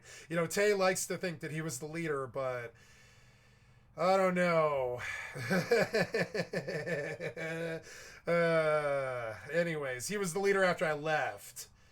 Anyways, so I made an executive decision one time, and I kicked a Rust kid out of our clan because his best friend had a VAC ban, and I was like, if you catch us an association ban because you're cheating and we don't know it, and we catch an association ban for being on team with you, and they VAC ban my account, I will come to your house and I will personally threaten to sue your parents if they don't spank you. I'm dead serious. And you think I'm kidding, but no, I will come to your fucking house. I'll find out who you are. I will come to your house, and I will threaten to sue your parents if they don't spank you. Because like if you and I was like and that is why I am clan kicking you out of this Discord. And I kicked him. I just kicked him. I broke a little 15-year-old's heart because I was the clan leader. I don't like doing this shit, but I'm the motherfucking leader, right? I can't have a clan of 8 young, skilled young men ages 15 to 22 all catch VAC bans and lose like thousands and thousands of dollars worth of games and all this shit just because you and your best friend like to cheat. Cocksucking piece of shit hacker ruining video games every second of every single fucking day, right? And that's what I said after he was out of the Discord call. I didn't say it to his face. Now, he didn't have a vac ban, but his best friend did, and they were constantly on team. He was on team with us. And I was like, nah, I gotta kick you. Sorry. You guys are new, and you came with him, and Brendan's got a fucking... Brendan, whoever Brendan is. Brendan's got a fucking vac ban, and I'm fairly sure you're hiding one too. And when they come looking for you, and we're standing next to you, and we're on team with you, and you're aimbotting in the dark, like the first time I ever met you, when you shot me in the fucking head from above me in the pitch black, and nailed a headshot from fucking 36 meters in the pitch black with no night vision goggles. And you're gonna tell me it's your, you know... You're gonna tell me you turned up your video on your GeForce experience or whatever, but no, I'm gonna say that you were hiding ESP and aimbot, and I've always lied to you that I believed you about like that you weren't a hacker, but go watch Komomo, and you'll understand why I don't believe that you're not a hacker. And I kicked both of them, and for a while he chased me around. Just like this other little idiot. Chased me around for a long time, for like 2 months or something. He chased us across 15 servers and built bases right outside mine like an idiot. And it's like, nah, man, get in fucking line. I'm 41 now. Since I was 15 years old, I've always had some little pissant 15-year-old kid trying to come and pull on my fucking skirt like, daddy, why won't you pay attention to me? Why did you kick me? What do you mean vac ban? You're not going to get a vac ban? Yeah, you get a vac ban if you're on team with a vac ban. Yeah, you do. You do. I know that you're young and naive, and you've just convinced yourself in your head that it's totally fine and safe for us to be on team with you, but no, it is not. And I make responsible decisions. I'm an adult. I'm not a 15-year-old naive child. So, or 17-year-old or whatever child, 18, whatever. So, yeah, so I just kick them. And this is the first time I've done it many, many, many times. When I was a raid leader, I used to be like, if you fuck up on this, I'm G-kicking you. And they think they're kidding. But I'm actually not, because we've done this every week for 50 weeks. And if you screw this up again, I'm G-kicking you. We have done this 50 times. And it's not hard. Don't stand in the fire. When you hear the brr, brr, brr sound from your GTFO mod, fucking move. And if you do this again, I'm G-kicking you. I made a bunch of threats like that, I don't do it angrily. I just say it like this, in this exact tone of voice. I'm consternated and I'm pissed, but I'm like, if you do this again, look, I'm not gonna yell at you. I'm not Achilles. I'm not gonna yell at you like your father who beat your ass when you were a kid. I'm just gonna say, if you fuck up again, I'm gonna G-kick you, and that's how I maintained the top American guild.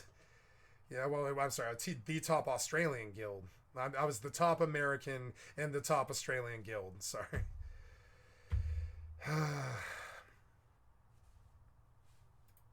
Is Ellie the alligator? Yep. Ellie. Pandilly always did voices like this. This is her. Ellie. Ellie the alligator. The f***? Ellie the alligator. I can't get there today. Elmer, what's it like to be so... I do believe this girl eventually became a methamphetamine addict, because I can hear the pipe in her voice. When she was younger, she sounded like a pixie. She's also got that pale skin.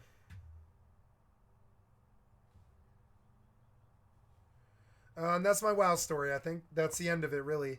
And yeah, and I've come all the way now, and I've left all these crews, but that's how I lost my first guild. I mean, we lasted 14 years, and then the music box detonated our guild, and that's the music box story. So.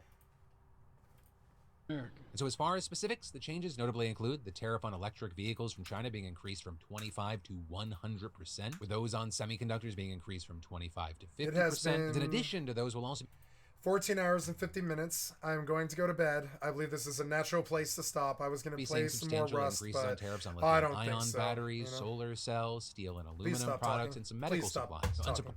Please stop talking. How long do you think that's going to last, YouTube, before we basically renege and go to a different client or something? Do you really think this is feasible for you to leave your client like this for people that don't have the money to pay for fucking YouTube Premium? You really think they're going to stay around if you treat them like that and you can't even fucking pause the video or anything like that? I don't think you can. I don't think your business model is sustainable anymore if you're treating us like this just because we don't buy your fucking product. YouTube has been, always will be, and will continue to be free. I don't care about your premium fucking greed or whatever the fuck. I don't care. If you can't pay for your servers, then don't make this that big. Tell us you can't handle it or whatever, right? But I really don't want you to change my performance that I've had perfect for 19 years or whatever it's been. 16. How long has YouTube been around?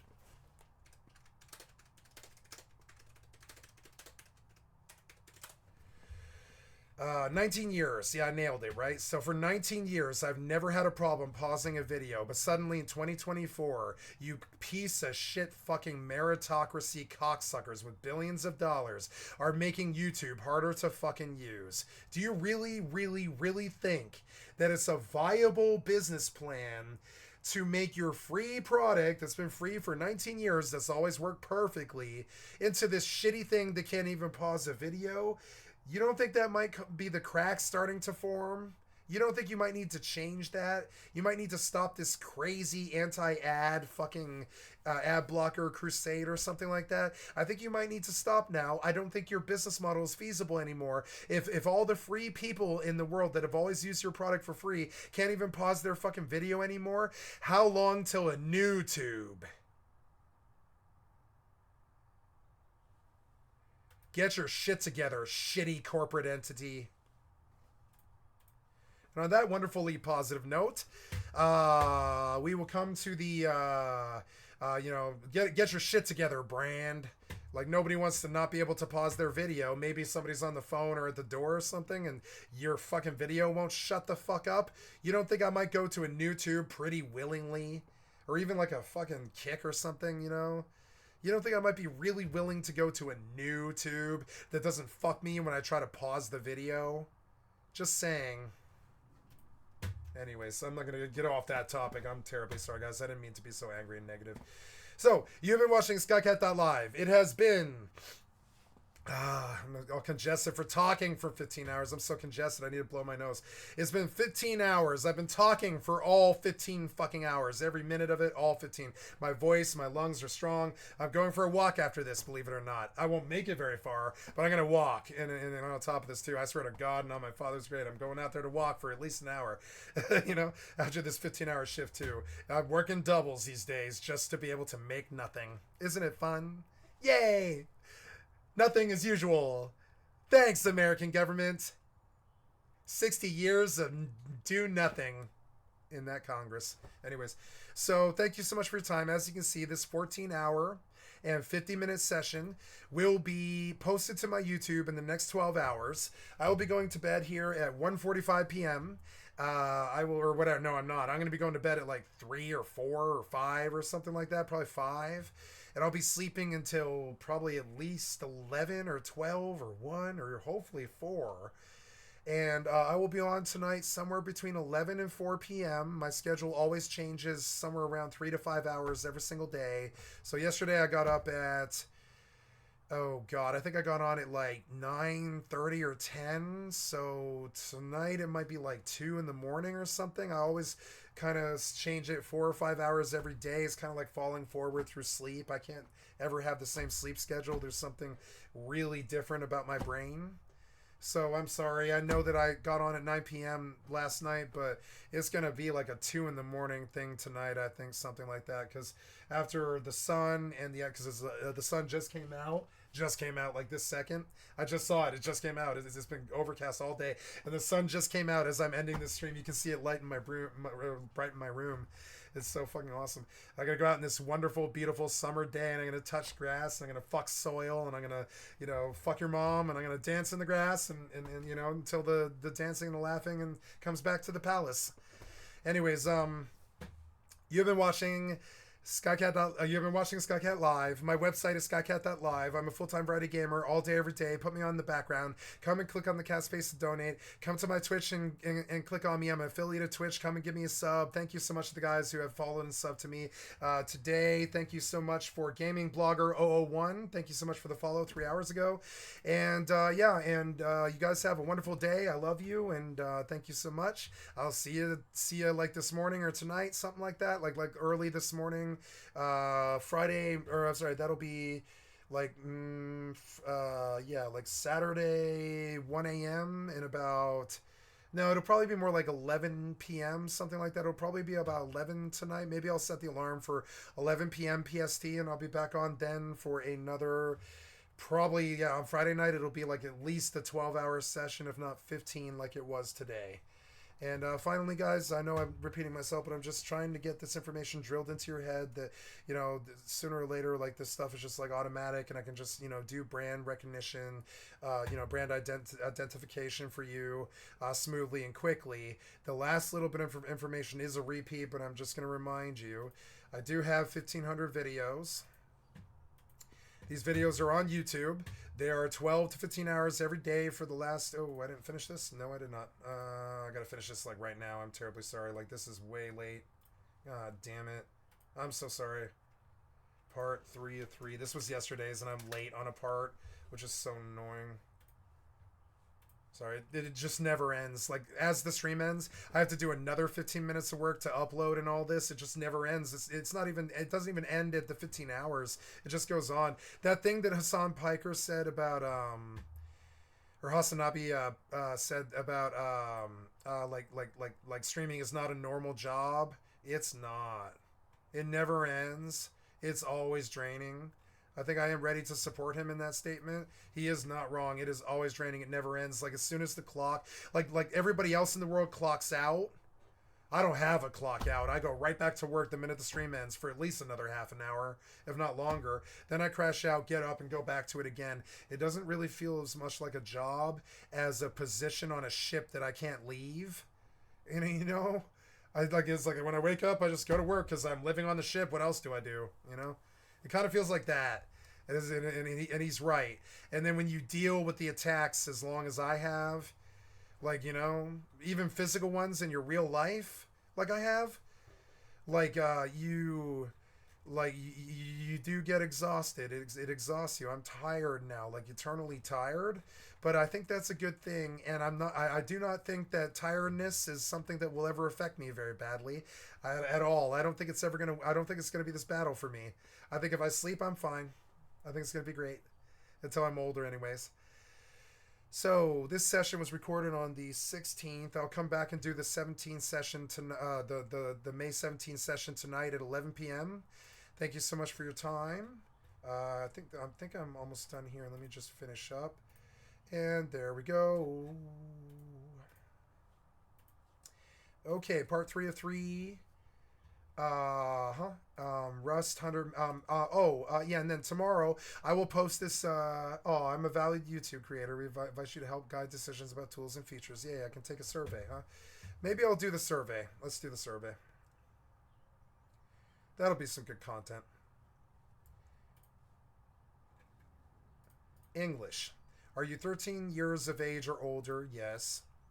What is your age? I'm between 40 and 44. Thank you for participating in this brief survey. Oh, wait.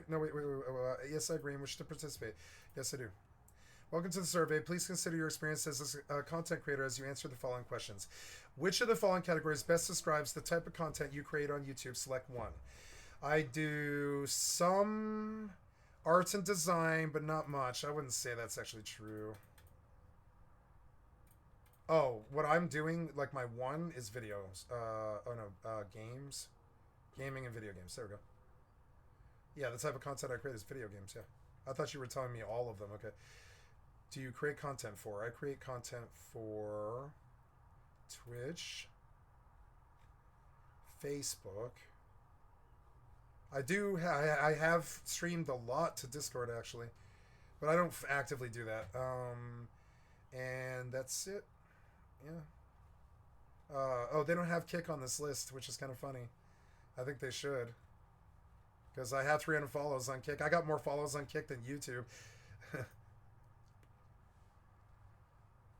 Primary would be YouTube.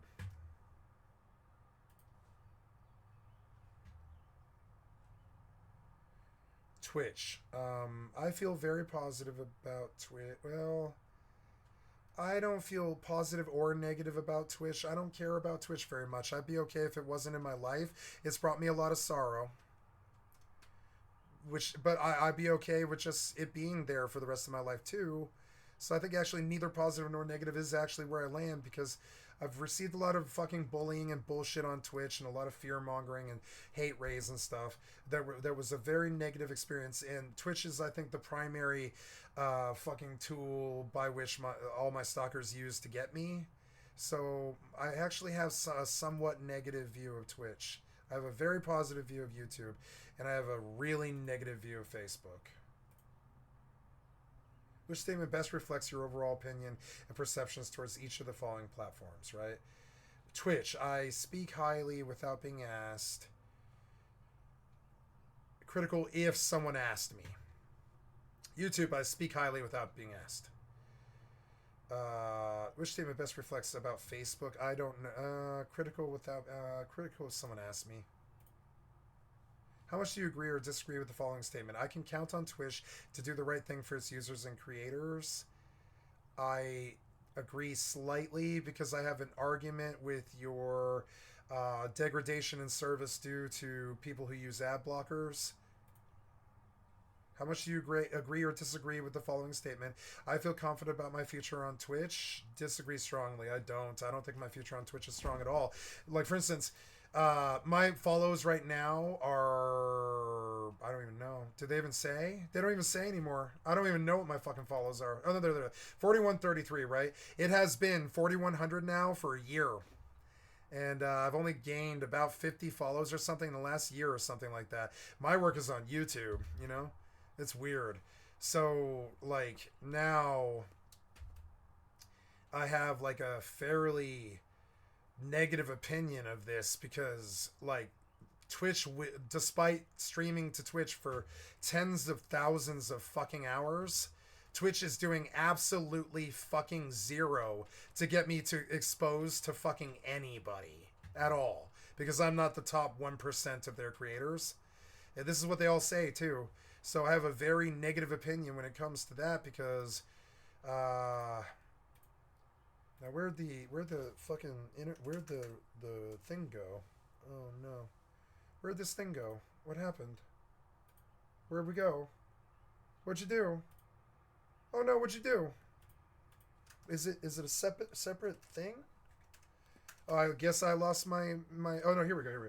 How much do you agree or disagree with the following statement? I feel confident about my future on Twitch. Disagree strongly. It's a trustworthy company. Agree slightly. How much do you agree with that makes a positive contribution to society? I agree strongly about that, yeah. How much do you agree or disagree with the following statement? Twitch is an essential platform for creator success. Disagree strongly. Overall, how satisfied or dissatisfied are you with Twitch as a place for video creators today? I am dissatisfied.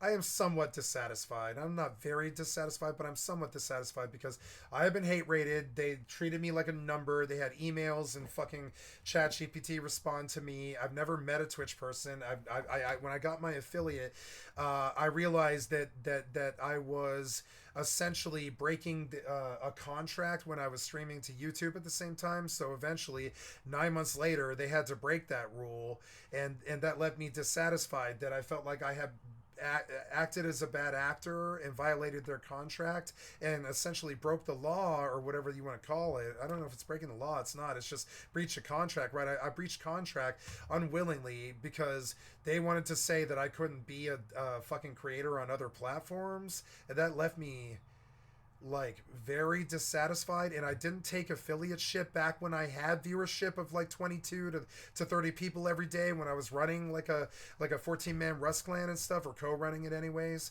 And when I needed Twitch's support and affiliate ship, I didn't take it, because the other content providers warned me that while no one had ever been prosecuted for breach of contract or lost their sponsorship or whatever, or their monetization because of streaming to other websites at the same time, it still was breach of contract, which is something that Twitch could use against you if you were ever a popular successful creator later on in your career. Twitch could come back and slam you for contract breach, and try to cancel you with all of the providers, right? And so this left me very dissatisfied with Twitch, honestly. And so I don't care about Twitch. The only reason I'm on it is for the people that still stick around to watch. Otherwise, I would just switch entirely to YouTube. But I know that there's a lot of people here. Some of them are sub to me. There's a lot of people here who do watch me on Twitch, so I just run it because I can, you know. But if it was up to me, I would switch over to YouTube. I would change to 2560 by 1440. I would run higher quality videos at 28,000 kbps instead of 18,000 or I'm sorry, 6,000 kbps, because Twitch forces you to run 6,000 kbps. They won't let you go higher at all.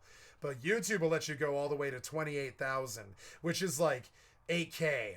You know, it's like 8K. It's such high quality. It looks like 8K. It's super good. So I mean, it is 8K. It's 28,000 kilobytes per second. It's a lot. It's 8,000 megabytes. It's you know it's really crazy. Yeah, so that's something that leaves me really dissatisfied with Twitch, you know, is their 6,000 kbps frame rate, their inability to truly scale 1920 by 1080 to a good resolution. Like, I think the resolution I used to use was 1664 by 936, right? And some people do even on their computers, they do weird resolutions like that, like 1664 by 936, because we know that. Excuse me for just a second, guys. I'm sorry, I have to take a phone call, and then I will end the stream here just momentarily. But I will mute the